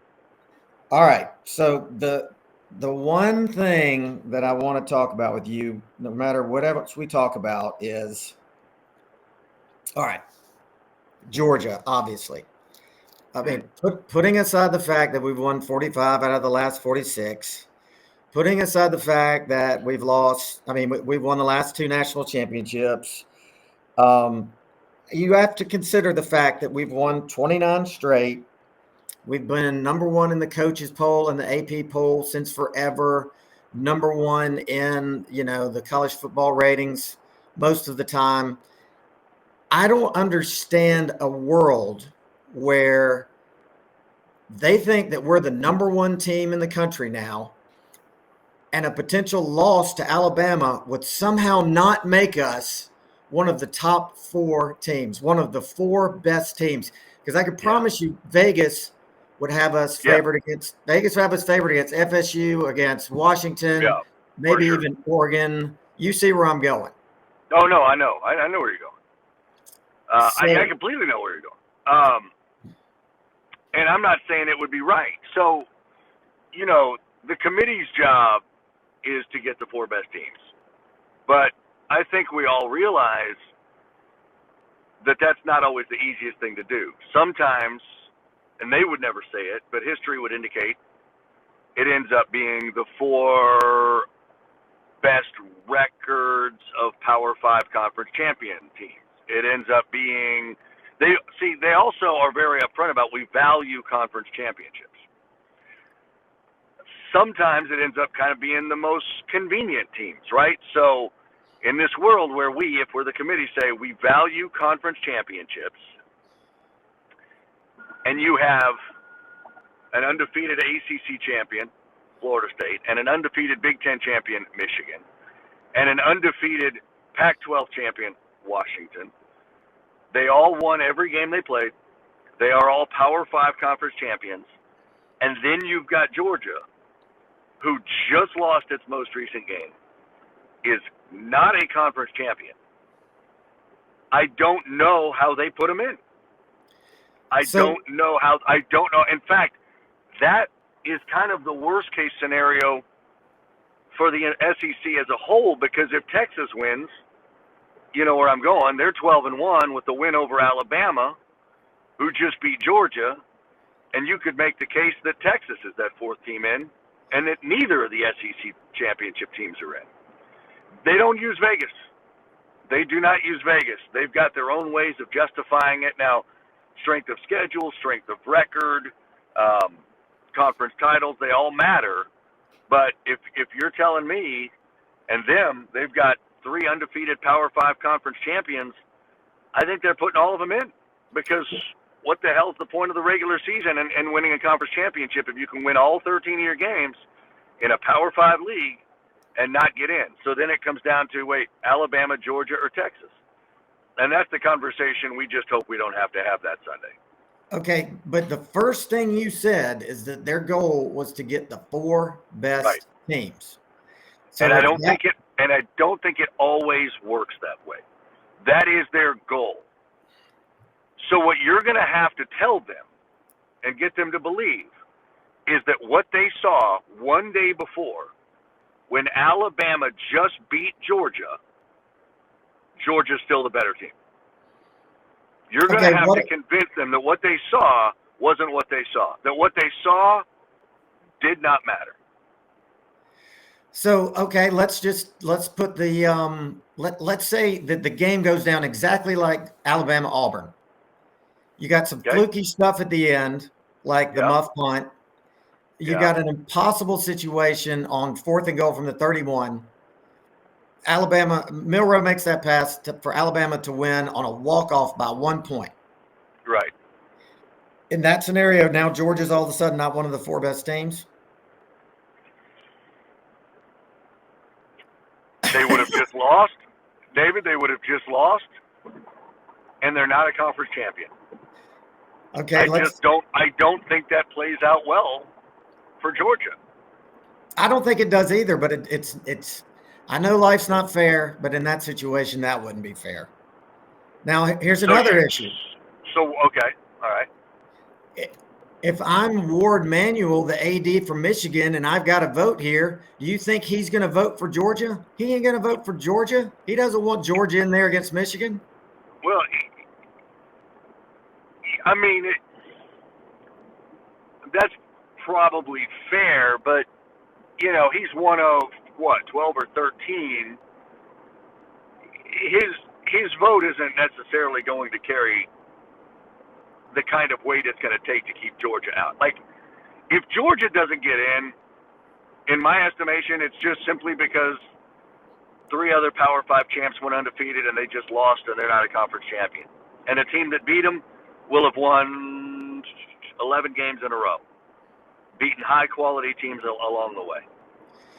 And the Auburn game shouldn't be held against Alabama, in my estimation, because it's just one of those games. Like, it's just, you know, the final score in Georgia Tech wasn't overly impressive either. I know we all know that game wasn't as close as that score would indicate, but, you know, Alabama won on the road at a tough place to play. I know New Mexico State did the same thing, but let's be real. We all know that was a different Auburn team that showed up, and we know what happens in rivalry games. Well, but what I'm saying is if I'm Ward Manuel, and he shouldn't be in that room to begin with, but that's a whole nother conversation. I don't want Michigan to play Georgia. I'm going to make the case for all these other teams to be in because he's probably scared of Georgia. Now, flip it over. If we've got Josh Brooks in that room instead of Ward Manuel, people are losing their minds. They're talking about, oh, it's not fair. You've got Georgia's AD in the room. He's going to make the case that Georgia beat Kentucky. He's going to be. He can't make the case because he's got to be out of the room. Any conversation that involves Georgia, he would have to be out of the room. Any conversation that involves Michigan, Ward Manuel's got to be out of the room. I get that. I don't know if that conversation would include who Michigan would play, but so he probably wouldn't be out of the room the entire time. But when judging Michigan's worthiness or seeding, he would obviously have to be out of the room. But he's going to be in the room when they're talking about who Michigan potentially plays. So let's simplify this for just a minute. Don't lose to Bama. Right. But if you know what? Listen, if you are as good as Georgia thinks they are and you think they are, we don't have to have the conversation. You're going to beat Alabama. You're going to be the 1 seed. You're going to probably go play in New Orleans is it New Orleans? Yeah, New Orleans and Pasadena. You're going to go to New Orleans, and you're going to play whoever you play, and then all good. But if you beat Bama, and here's the beauty of this sport, you have opened up the door for conversations that become very, very, very uncomfortable if Bama beats you. And, you know, look, you could maybe avoid disaster by having Florida State, Michigan, or Washington lose, or Texas even. You would probably need two of those to lose. I think if Alabama hits a 59-yard field goal at the Horn, Washington, Florida State, and Georgia are all undefeated. Michigan are all undefeated. I think Georgia's out. I'm not saying that's right. I'm not saying I wouldn't take Georgia laying points against every damn one of those teams a week later. I would. But they would have just lost their conference championship game, be sitting at 12-1, and the committee's going to have to justify either leaving out an undefeated Power 5 conference champ or the team that just beat Georgia or the team that beat the team that just beat Georgia. And I just don't think that goes in your favor. Right or wrong, I agree. They would be leaving out one of the 4 best teams. And we'll have debates forever and ever about how the last year of a 4-team playoff, the best team in the country did not have a chance to win the national championship. But that's the playoff. And zero people outside of the state of Georgia will feel sorry for us, and I get that. Well, one last thing. I think it would be easy for the committee to say a 1-loss Georgia versus at Jordan Travis-less Florida State, who just beat 15th ranked Louisville. I mean, come on. That's a case they could make. That's absolutely a case they could make. but you still have an issue, and that issue would be Texas. Right. Okay? So Texas goes to Bryant-Denny, beats a team that beat you on a neutral field. Quote, unquote. Neutral field. So I'm with you. Like, I think they're all going to watch tape, Rodemaker closely. Rodemaker, I think Rodemaker played well enough. He was very shaky for Florida State in the first half in Gainesville. I thought he was a lot better in the second half. They obviously can run the ball really, really well, and they have a great defense. Cardale Jones kind of messed that up for everybody, who's rooting against Florida State right now, because they put him in the playoff after one career start, and they won the national championship in 2014 at Ohio State. So, not to say Jordan Travis isn't a stud, he is, and everybody loved watching him play. I mean, I'm a huge Jordan Travis fan, but, if Rodemaker leads them to a win against Louisville and looks good in the process, they're not going to hold that against them. Right. And just sidebar, the Florida State game, talk to me about how it killed CD. I mean, just how the different things they did, the spitting in the face, the targeting, they could have won that game so many times. Yeah. And he knows that. And that's, you go back to the first game at Utah, they, from senseless false starts to having two guys with the same number on a punt, they gave the ball right back to Utah. They've been undisciplined the majority of the season, so a lot of that stuff he's just come to expect from Florida this year, unfortunately enough, But he hates Florida State more than anybody in the country. He roots for Georgia, that Florida-Georgia thing. Once he became part of the network and really, got to appreciate Georgia, and he's got nothing against Georgia. He hates Florida State with a passion. So, that was driving him pretty crazy. I love to watch him and Watson do their fun little sparring back and forth. They're so passionate. Yeah. Oh, yeah. No, it's awesome. And, and that's the thing, about this league. We all love our schools, and those guys will always be tied to their schools. And it's great. But it's funny because Ben was rooting really hard for Florida during that game. And CD certainly was rooting for Georgia against Tech. Yep. All right. You made a statement last night. I'm not going to try and repeat it, because I know you can easily, that I'd never heard anyone make, which was about Jimbo and Jameis Winston. So tell us again what you said last night, because that was awesome. So first of all, I would need to verify Jameis's NFL income, but right. I'm assuming that was an easily verifiable thing by whoever I heard say it, and I heard it said in the national media. So Jimbo's entire reputation was, in my estimation, was formed by winning a national championship, and that national championship had one of the great quarterbacks in college football, right? Jameis Winston. And Jimbo, with Jameis's success at Florida State, became kind of this quarterback whisperer, this offensive genius, this offensive guru, all of these things that were placed upon Jimbo Fisher and his reputation. So, Jameis, in my estimation, is a huge part of what, Jameis is to Jimbo what I think maybe Tom Brady is to Bill Belichick. Right. To some degree, right? And so Jameis goes to the NFL, Jimbo's situation at Florida State kind of starts going south, and he goes to Texas A&M. Why was he so desirable by Texas A&M? Because he won a national championship at Florida State. National championship head coaches aren't falling off trees anywhere. And, oh, by the way, he helped put Jameis Winston in the NFL, right? So his reputation was really made by Jameis Winston. But in the end, Texas A&M is paying Jimbo Fisher more money to not coach that program anymore, to the tune of $76+ million, than Jameis Winston has made his entire NFL career.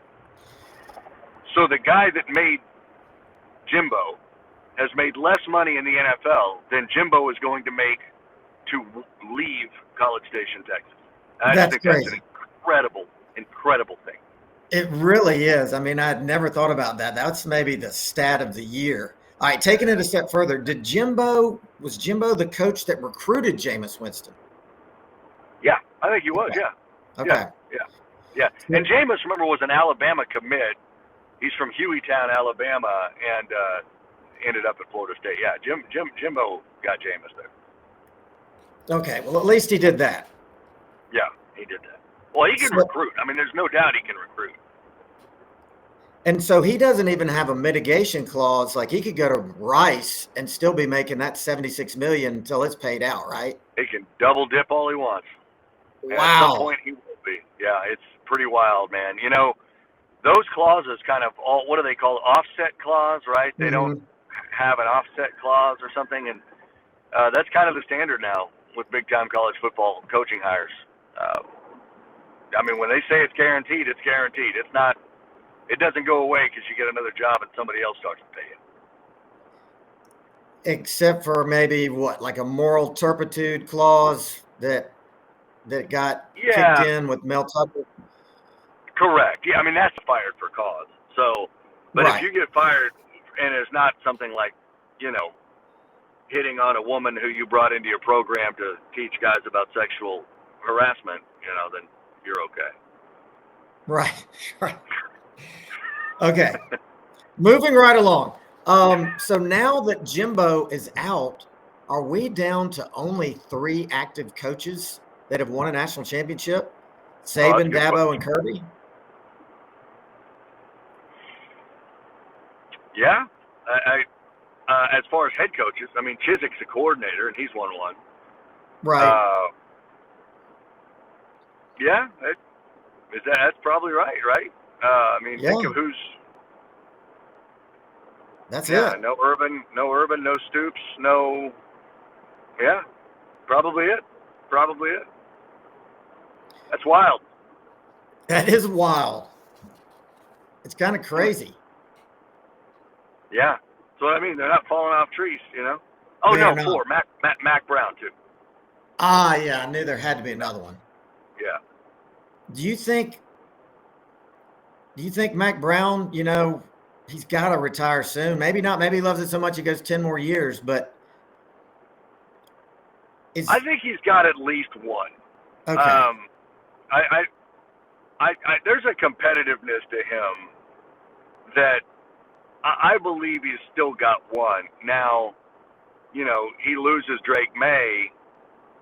I don't know how much of, you know, his happiness there is contingent upon having a top 5 pick in the NFL draft at quarterback. I would suspect some, but, you know, from those that I've talked to, I don't think he's done yet at this point. I don't think he's done yet. Do you think Chiswick wants another run as the top dog? I think so. Yeah, I mean, I do think that if that program has a really, really good year before Mac leaves, you know, I think that Bubba Cunningham, their AD, probably would allow Mac to have a significant say-so in who his successor is.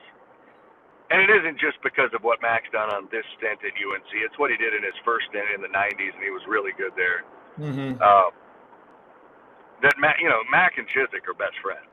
And that's really why Chiswick even went to coach there as a DC, is he couldn't say no to Mac.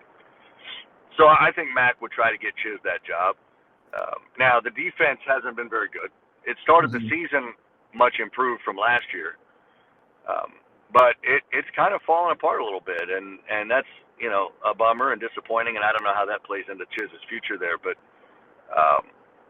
if Mac has his say-so, then, yeah, Chiz will get another shot when Mac steps away. Well, that was very interesting that you guys said you had your Chiswick TV set up every week so you could see how he's doing. I mean, it's like you guys are like family. You're like brothers. Oh, for sure. We still talk. We text all the time. I mean, you know, the group text between me, Doring, Chiswick, our producer Brad Buchanan. No, it's bouncing around all the time. You know, we miss him, and he loved what he did with us, and you know, it's always good to see his text come rolling in. He's hilarious. I mean, he's having a good time doing this, but at the same time, I think that he certainly acknowledges it's different than it used to be. I mean, it's, you know, he's a little more old school. You know, this idea of having to, when you're recruiting a kid, having to see what kind of money you can find him somewhere. That's not what he wants to do, but that's kind of where it is these days. All right. Well, I know you've got a very important call coming up with your daughter, so let's just go straight to some picks. Florida State, Louisville. Sounds good. Florida State. That was easy. Pretty easily. Another easy one. Michigan, Iowa.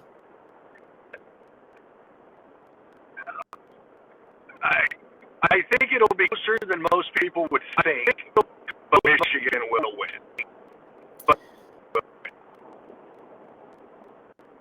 I'm going to say Iowa in an upset 3-2. Nice. A late goal. Good. Exactly. Your favorite team, the Oklahoma State Cowboys against Texas.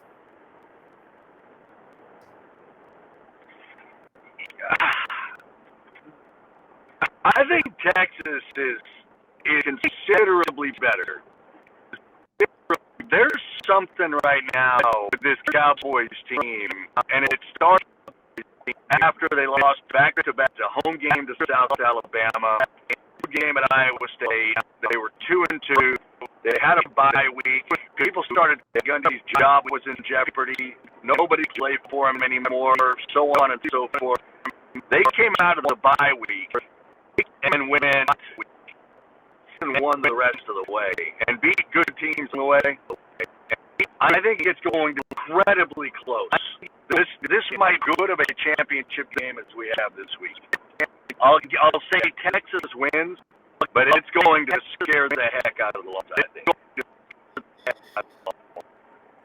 This is a potential upset that could happen. It sounds like you agree. Yeah, for sure. I absolutely, which would be great for Alabama, Georgia, every other team in others is trying to get a one-loss Oregon, whatever. Yes, they need Texas to lose. I don't think they lose, but I think it'll be uncomfortable for them. Okay, so speaking of Oregon and Washington. Oregon. I think Oregon's better. I think Oregon on a neutral field, the way that they're playing, defensively playing, I think Oregon beats Washington Friday night, which certainly is the door for more conversations.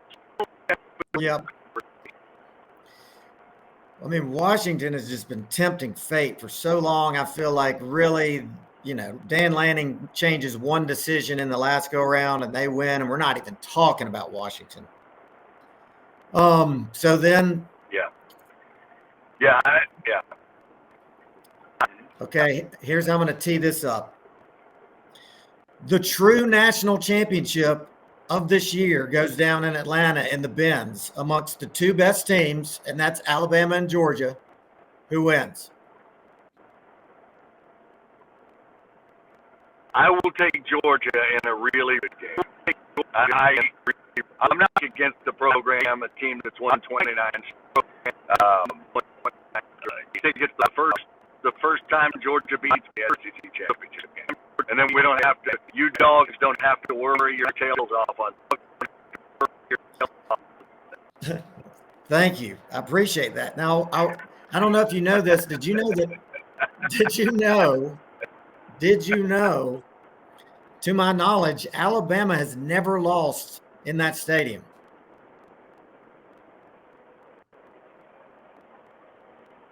That may be right.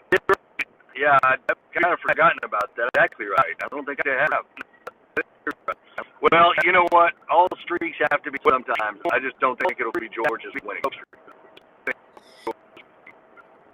The other thing is this is kind of the last thing on the board that Kirby hasn't achieved. He has not beaten Saban in an SEC championship.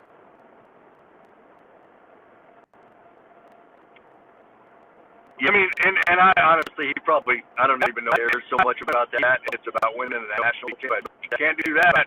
Well, likely can't do that if you don't win on Saturday. So, Kirby's so hyper focused on team and one game at a time. I don't know that he even cares about the individualism of a win against Saban, but he knows that it's unlikely to win a third straight national title if they don't.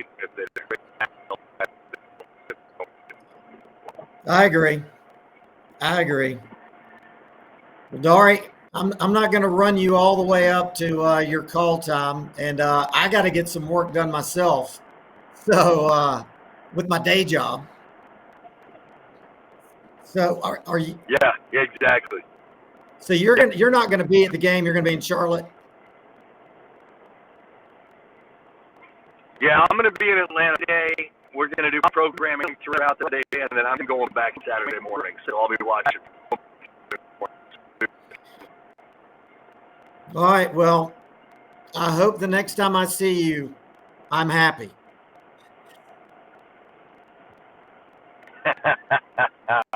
You'll be happy no matter what. Come on, man.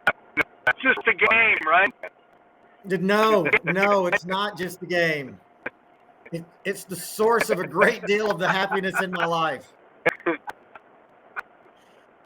I hear you. I know it. I chuckle at the same thing myself. All right. Well, Beast, thank you again. Be safe on your ride back. Yeah. Go Dogs. And thanks once again, man. You're awesome. So we wanted to take some time to give a special shout out mention to our sponsors, personally by me, because of how much we appreciate it and them allowing us to do what we do. These are not just companies, faceless companies. These are people that are friends. I've done business with each and every one of them in the past, and with a lot of them continue to do business. So it's a long list. So listen up while I enjoy a Budweiser Zero. All the great taste of Budweiser with none of that pesky alcohol. And there's a story here. So I'll be enjoying this crisp, clean beverage. Well, I'll tell you a few stories. Let's kick it off with the Sanford Company. The Sanford Company is owned by, of course, John Neal, and he is what I don't even know where to start with him. It's worth doing this podcast for his sponsorship alone. He is such a massive supporter of this show. He lets me go to the Sanford Company suite in Sanford Stadium for every single home game, and it's not like flying first class. It's like flying on a PJ, a private jet, and you're up there with unlimited food, unlimited candy, unlimited desserts, catered meal, TVs everywhere, inside, outside, and for every home game for the last 3 years. Imagine that. For this ride, every single home game in Sanford Stadium, I have been there. We have not lost a single one of those games. So if that's not enough, he flies us down to Georgia, Florida. And when people ask me, how do you get all these guests? Well, it starts with John Neal, because John Neal knows everybody. How do you get Brian Kemp? Because Brian Kemp is his friend. They went to Georgia together. He's on speed dial for John. How do you get Herschel Walker? John Neal. How do you get Lindsey Scott? John Neal. So, the list goes on and on and on. So, a big thank you to John Neal and everybody at the Sanford Company. Y'all are like family, and can't say enough about that. Bulldog Illustrated, where we have first bought our first ad when we thought this was going to be a one and done. I've known Vance Levy since about 1991. As I've said before, we blazed a wide trail in Athens of scorched earth in our wake. And Vance has just been somebody that I've kept in touch with over the years. We have a lot of similar taste in music. And I remember when he first came to me, when he was starting Bulldog Illustrated and telling me about it. And I just thought that it was the coolest concept in the world. And I was so happy for him to be chasing his passion. And so, of course, that was the first call I made. If we were going to do this thing, we had to advertise to the hardcore dog fans. And that is the readers of Bulldog Illustrated. If you want to know anything about Georgia football, if you want to know all of the inside information, it's right there in one publication. I like to read the physical copy because I'm old school, but it's also out there online. So a big thank you to Vance and Cherie for your partnership. The next one is a kind of a crazy story, and that's with Dogbone. Dogbone is an online clearinghouse, like a news aggregator, like the Drudge Report for anything Georgia Bulldog related. It pulls stories from everywhere. It pulls all the Bulldog Illustrated stories in there, and it's been my go-to source for as long as I can remember. And I did not realize till we started doing this podcast that it was actually started and run by four of my fraternity brothers in Athens. And that's how we got to Deke Wiggins. That's how we got to Burt Hodges, the stat freak. And just, had a blast with these guys for 3 years. Of course, they have, our icon, our hot link front and center on their website. Go to the Dogbone for anything that you want to know about dog football because it's got it all there. Next, Making Monogramming, who we partner with on our merch. I've known Brad Michael 40 years. My wife graduated with him from high school. He's got a great business here in town for all kind of specialty products. If you want to print up, a round of your own shirts, a round of your own pullovers, hats, you want to get anything monogrammed, he is the go-to guy. All of the different companies in town, when they want to logo their apparel, they go to Brad Michael. He's done a great job with our t-shirts. He did a great job with our hats. We've got pullovers this year. He's so easy to work with. It's like when you come by, he's happy to see you, man. He wants to talk about more than just merchandise. He wants to talk about life, and that's what it's all about. Can't say enough about this next one, and that is the Park Group, which is where I am right now, which is where we record this podcast every week. The Park Group is Scott Park, my partner in all this, and also his wife, Dana. And he's the one who does all the technical stuff that I can't do. I'm terrible with anything technology related, so he makes all of this happen. He does all the editing, all the graphics, all the music. That's Scott Park. He's a great friend. Another person I've probably been friends with for 40 years, went to Georgia with. And he's just fun to work with. He's kind of the polar opposite of me. Have been accused of being an excitable boy. Scott is very even keeled, very low key. He can tell me what will work and, more importantly, what won't work. And, it's the glue that holds this whole thing together. Last in-kind sponsor is the Classic City Collective, which is our contact there is my friend Stephen Farmer. He's the Chief Revenue Officer, someone that I've known for years, and again through John Neal. And he's part of the NIL arm that funds a lot of these players, staying in Athens. The guys, they're not looking to get rich. They're looking to make a couple $1,000s a month so that they can stick around and try and win another championship and not, run to make a big money play on the West Coast or wherever. These guys are trying to make a couple $1,000s maybe to pay rent, send them some money home to their family so they can buy groceries. Keep us competitive with everything that's out there. Again, we're not trying to make people rich by playing football. We're trying to keep them there so they can make their money on Sundays where the real money is. And so the Classic City Collective is vital to that. And I encourage everyone to go out there and donate. Okay. I got a lot more, so listen up. The Fincher brothers, Jake and Doug. I've known them close to 50 years. Fincher's Barbecue is barbecue that's literally out of this world. It's the only barbecue that went to space. Sonny Carter was an astronaut, was given an option to bring one thing into space. He wanted Fincher's Barbecue. They literally had to get with NASA scientists to figure out how to freeze dry it, dehydrate it, take it up to space where you can then rehydrate it. And it's a crazy story, and it sounds like it's made up, but it's not. And this is just a great family. Um, 3 restaurants in Macon, one in Warner Robins. The on Houston is my favorite. It's very nostalgic. It's like going back in time. So, they've got all the things that you would expect. They've got pulled pork, chicken, ribs. They got some of the best Brunswick stew in the world, and some unexpected things like their hamburger. Everybody loves Fincher's hamburger, and then things that you don't know about, like their smoked wings, which are not on the menu. They're only done through catering, and they're the best wings in town. So the Fincher brothers are like brothers, and they have been just loyal supporters from the get-go, and so I thank them from the bottom of my heart. Cherokee Brick, been a wonderful supporter of not only the Bulldogs, but of this podcast from the very start. No questions asked. Yes, we're in. I can't tell you how many times I've bought brick from these guys, from building houses, from this house I just renovated. They got a very impressive operation. It's probably 100-year-old company, one of those old line making companies.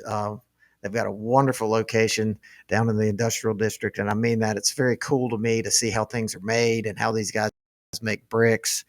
So to Mike Peavy and the Sam's family, I say thank you very much. And if you ever need any bricks, you need to call them. Next up, Sellers Construction, which is, of course, Raider Sellers. And it's actually, they're a family of companies that use Sellers Construction on here, but you got Sellers Construction, which is actually in mining. They do a lot in the mining industry, in the kaolin industry. They've also got Sellers Contracting, which is a commercial grader. They've got Sellers Transport, which moves heavy equipment to these mining sites. And Raider, Big Red, he's a ginger. Big personality, hilarious guy. I've known him since about 1983. When he first showed up in town and told me that he was going to kick my ass if I didn't stop being mean to his sister. I had to quickly explain to him that his sister was the one being mean to me. And from then we played football together and have been great friends ever since. We've done a lot of business together, and can't say, thank you to Raider enough. He's one of the OG sponsors of the Mad Dawg show, and just a great guy all around.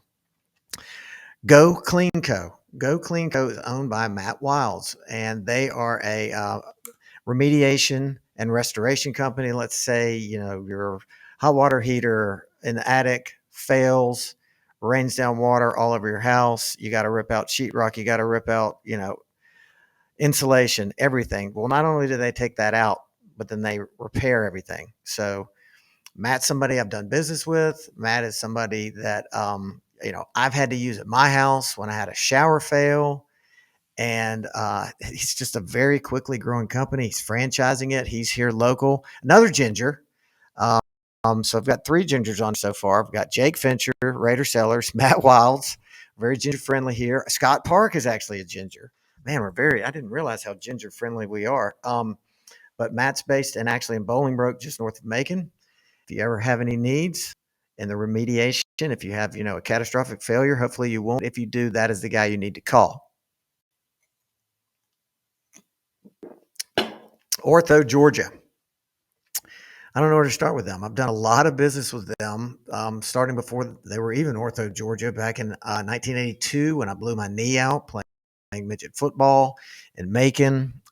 Emory Johnson had to repair my ACL. Over the years, I've had some other follow-up issues with that. And, I've gone to see Dr. Richard Thomas, who said that I'm a 3-time loser with my knee and I should just get a cortisone shot. And that was great advice because it brought my knee back from the dead. Haven't had any problems since then. But, the OrthoGeorgia star here is, of course, Ryan Schnetzer, who we call Dr. Feelgood. And he has ultimate credibility as an orthopedic surgeon. He also has credibility because he played offensive line at Georgia. He comes in and gives his expert advice on things going on each and every week, all the way up to, with the tightrope surgery. He brought in visual aids. If you were like me, had no idea what's going on with tightrope surgery, well, he showed us all how that works. He's also instrumental in getting guests like David Green. We had a blast chopping it up with David, for a couple weeks, talking about Hobnail Boot, talking about his relationship with Mike Bobo. Now, we'll say Ryan is a spinal surgeon, so you don't want to go see him. But if you have spine issues, pain, things of that nature, that is the guy you want to talk to. And OrthoGeorgia is the name in orthopedic needs, not only in Middle Georgia, but throughout the state. Next up are my friends at the Butler Auto Group. And this is, this is Marsh Butler. This is Morris Butler. I deal with them mostly, but there also is Dixie Butler and Bonnie Butler. And, even Dixie's husband, Doug Clark, comes in and does some freelance video work from us from time to time. I think the Butler Auto Group is up to 15 flags, 15 different dealerships, 15 different franchises, and nicer people you will never meet. And that goes all the way to the top with Marshall Butler, who is kind of the founder of all of this and helped grow this with his sons. And if anybody, asks about the Butlers, they're the gold standard when it comes to the auto business here in town. Everything from, I've bought cars from them. I've had collision work done with them. I've had mechanical work done with these guys. I bought more cars than I can remember. They both went to Georgia. Great friends with our family. So if you ever have any kind of car need, you need to reach out to the Butlers. They're not hard to find. Next up, Progressive Communications. Mark Hurt. Guess what he is? He is also a ginger. And I did not realize this. I started going through this list. But Mark, his wife Teresa, and their kids are great friends with our family. Our kids are friends, graduated from high school together. And Mark's just done an amazing job with building up Progressive Communications to handle the IT needs for companies throughout the state, maybe beyond that. So if you think about it this way, say you're a school system and you need to replace all your IT. Well, that's what Progressive Communications comes in and does. They remove the existing system, install the new one. They not only do that, they provide all the tech support for it. And some companies in that space specialize in certain industries, but Progressive Communication can do it all, whether it's education, whether it's healthcare, medical pharma. These guys can do it, and Mark's just a great guy, as is his wife Teresa. So if you ever have a need like that, then definitely look them up. Jay Lee. Jay Lee is not a ginger, but he is a local attorney. He grew up in Milledgeville, went to the University of Georgia. A more fun guy to go see a Georgia football game with, you will not find. He has been known to carry bones into the game where he will rattle people's skulls, not directly, but as he hits metal benches. He particularly likes to do that at Georgia Tech games. They've had to hide his bone from him several times. And Jay is a character, man. He is somebody that is so much fun to hang out with. If you ever have any needs in the legal realm, I highly recommend that you talk to Jay. Speaking of Jay, next up is Jay Cranford. Another person that I feel like I've known all my life. I think I first knew of Jay Cranford from midget football days back in about 1977. Jay's a great athlete. Football, basketball, baseball. He played baseball at Georgia. He played pro baseball for a while. And he has Cranford Chiropractic Clinic. And somebody, yet again, that I've done business with when I've had back problems. I've had to go in there. Jay will either give me an adjustment, hook me up with a TENS unit, or both, tell me exactly what I need to do so that I don't have to come back and see him. And that's a big difference with Jay and a lot of chiropractors. A lot of chiropractors want to make sure that you're coming back regularly. That's not Jay. Jay's honest as the day is long. He's going to tell you exactly what you need to do to take care of yourself so that you don't come back. And just a nicer guy you will never meet, ever meet. ASP. I've got a long history with ASP. ASP stands for America's Swimming Pool Company. And that was originally started by Stuart Vernon here locally. And Stuart quickly teamed up after forming the company when he got into franchising with Tom Swift. And they took this thing coast to coast. At one time, my brother and I had a franchise up in Athens that we started at the World's Worst Time in 2008. And we subsequently got out with our shirts, were made whole, and with one of our partners just took it to the next level. And so what these guys do is anything pool related they can do, whether that's, of course, treat your pool weekly. If you need to renovate a pool, if you need to build a pool. We recently had to renovate a pool, and so we worked with the local franchisee here, Adam Cochran, for a complete redo, which is, the coping, the decking, the bottom of the pool, the lights. These guys can do it all. And if you need something done with your pool, need anything done with your pool, locally, give Adam a call. And if you're anywhere else, literally coast to coast, you can look those guys up, and I'm sure they are where you live. Next up, another guy that I've known forever. This guy, like since 1975, and that's Dev Donnelly with Peach Services. This is a second generation company. The great thing about them is Peach stands for plumbing, electrical, cooling, heating.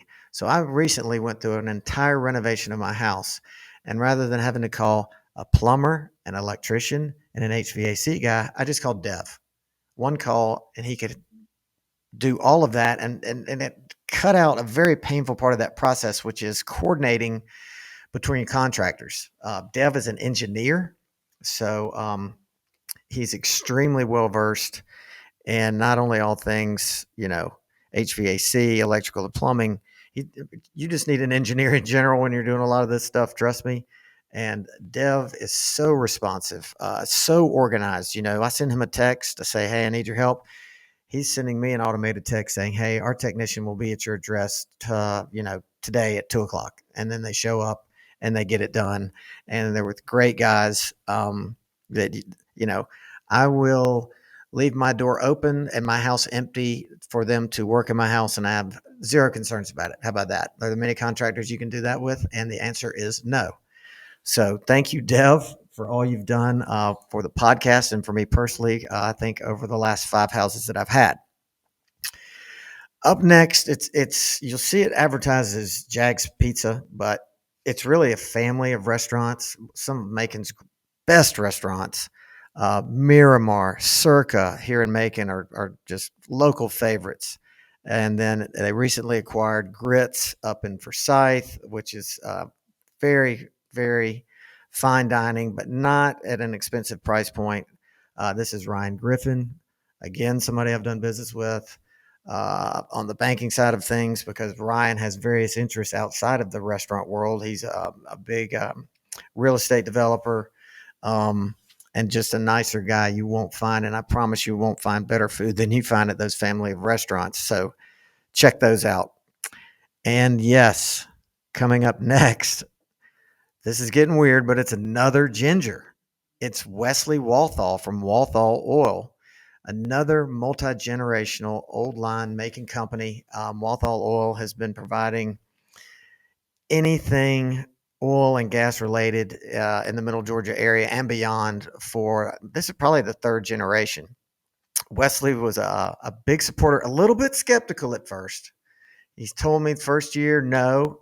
Second year, not yet. He said, if you make it to the third year and we're still winning national championships, I'm in. We did.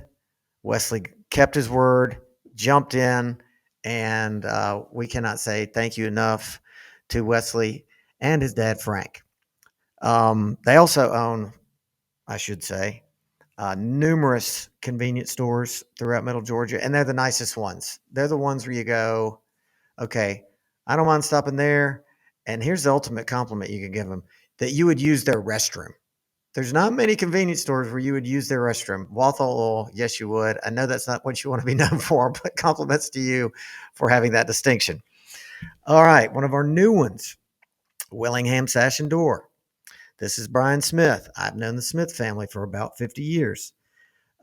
When you need custom woodworking done. We, again, renovating our house. We had 2 custom windows that were rotted out, something that you cannot go pick up off the shelf at Lowe's. So called Brian up.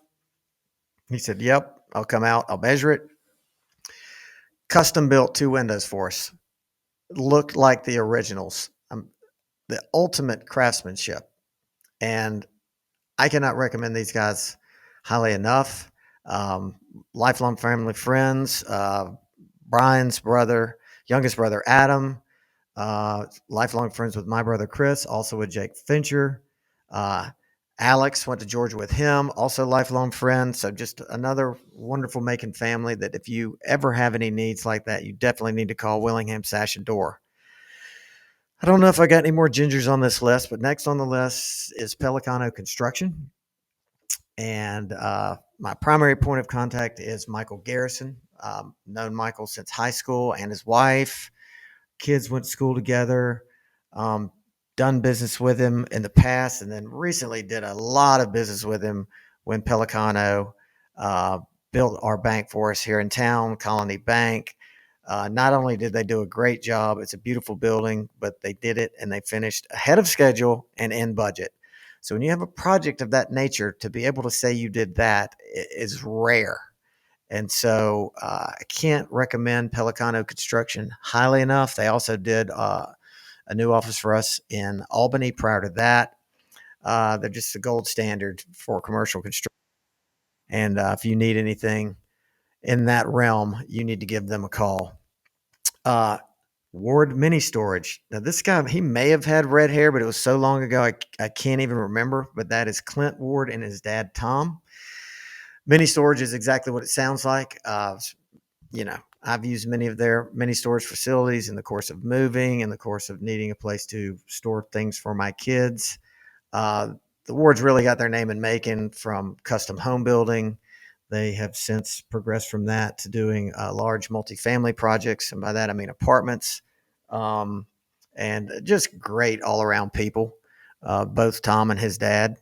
And so if you ever have any mini storage needs, that's who you need to call. You need to call the Wards. Clint is also an accomplished author and outdoorsman. He wrote a book about it, and I highly recommend that book as well. I believe it's called Tales from My Father. But just great people, and I want to thank them from the bottom of my heart. Now, last on the list, but not least, Bib Distributing. Bib Distributing is why I am right now drinking a Budweiser Zero. Budweiser Zero has no alcohol. It's got all the great taste of Budweiser. I guarantee if you had a blind taste test, you would not be able to tell the difference.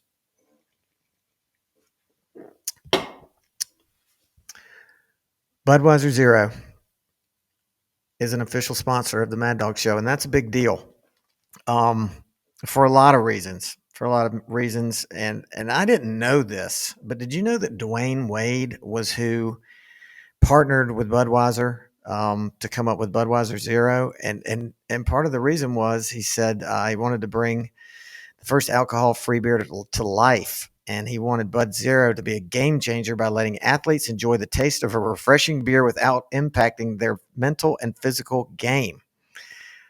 So basically, you can drink and play sports now. You can still have all the great taste of beer.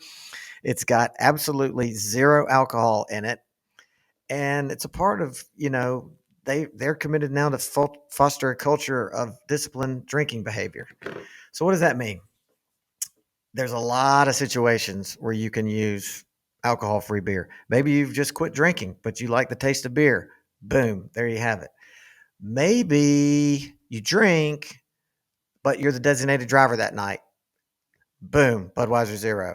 Maybe you have a runaway buzz. What is a runaway buzz? A runaway buzz is exactly what it sounds like. Maybe you didn't eat before you started drinking.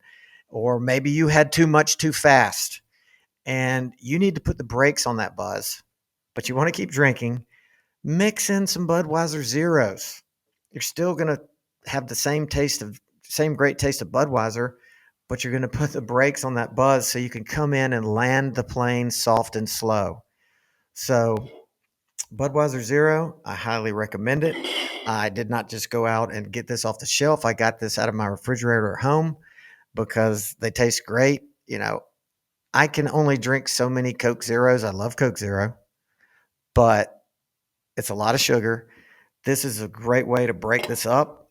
If you're on the river and you need I don't want to drink a 12 pack of Coke Zero, but I do like the taste of beer, Budweiser Zero. If you are on the golf course, same thing, Budweiser Zero. Sometimes you want to go home at lunch and you want to have a beer, but you can't drink alcohol and go back to work, Budweiser Zero. So again, this sponsorship is coming via Bib Distributing, and Bib Distributing is Win Stewart, another multi-generation company. They distribute all of Anheuser-Busch products. Win is just a great guy, very accomplished, even outside of the bib distributing world. Went to Georgia. Really fun guy to talk to. Big community guy. When I talked to him about the podcast, he didn't even hesitate. He said, "Sure, I'm in." And so we've been talking about this Budweiser Zero sponsorship for a while, and very excited about this. So put some of this in your fridge. Give it a taste test. Give it a try. Mix it in. I promise you won't be disappointed. So that is a long list of sponsors and friends, really, that I can't say thank you enough to. You guys are the reason why we've been able to do this podcast. And it's been literally a magical run, a run that has no end in sight. How about that? So go Dogs. And we will see you back. Like I said, we're going to see you back next week. And we're all going to have smiles on our faces saying HBTFD. The Mad Dawg Show is proudly sponsored by The Sanford Company, Dogbone.net, Bulldog Illustrated, Classic City Collective, The Park Group Marketing and Media, Bib Distributing, Sellers Construction, Ventures Barbecue, Go Clean Co., Jay Lee, Attorney at Law, Pelicano Construction, Jags Pizzeria, Macon Monogramming, OrthoGeorgia, Cherokee Brick, Progressive Communications, Butler Auto Group, ASP, Ward Mini Storage, Walthall Oil Company, Beach Services, Willingham Sash and Door, and Cranford Chiropractic.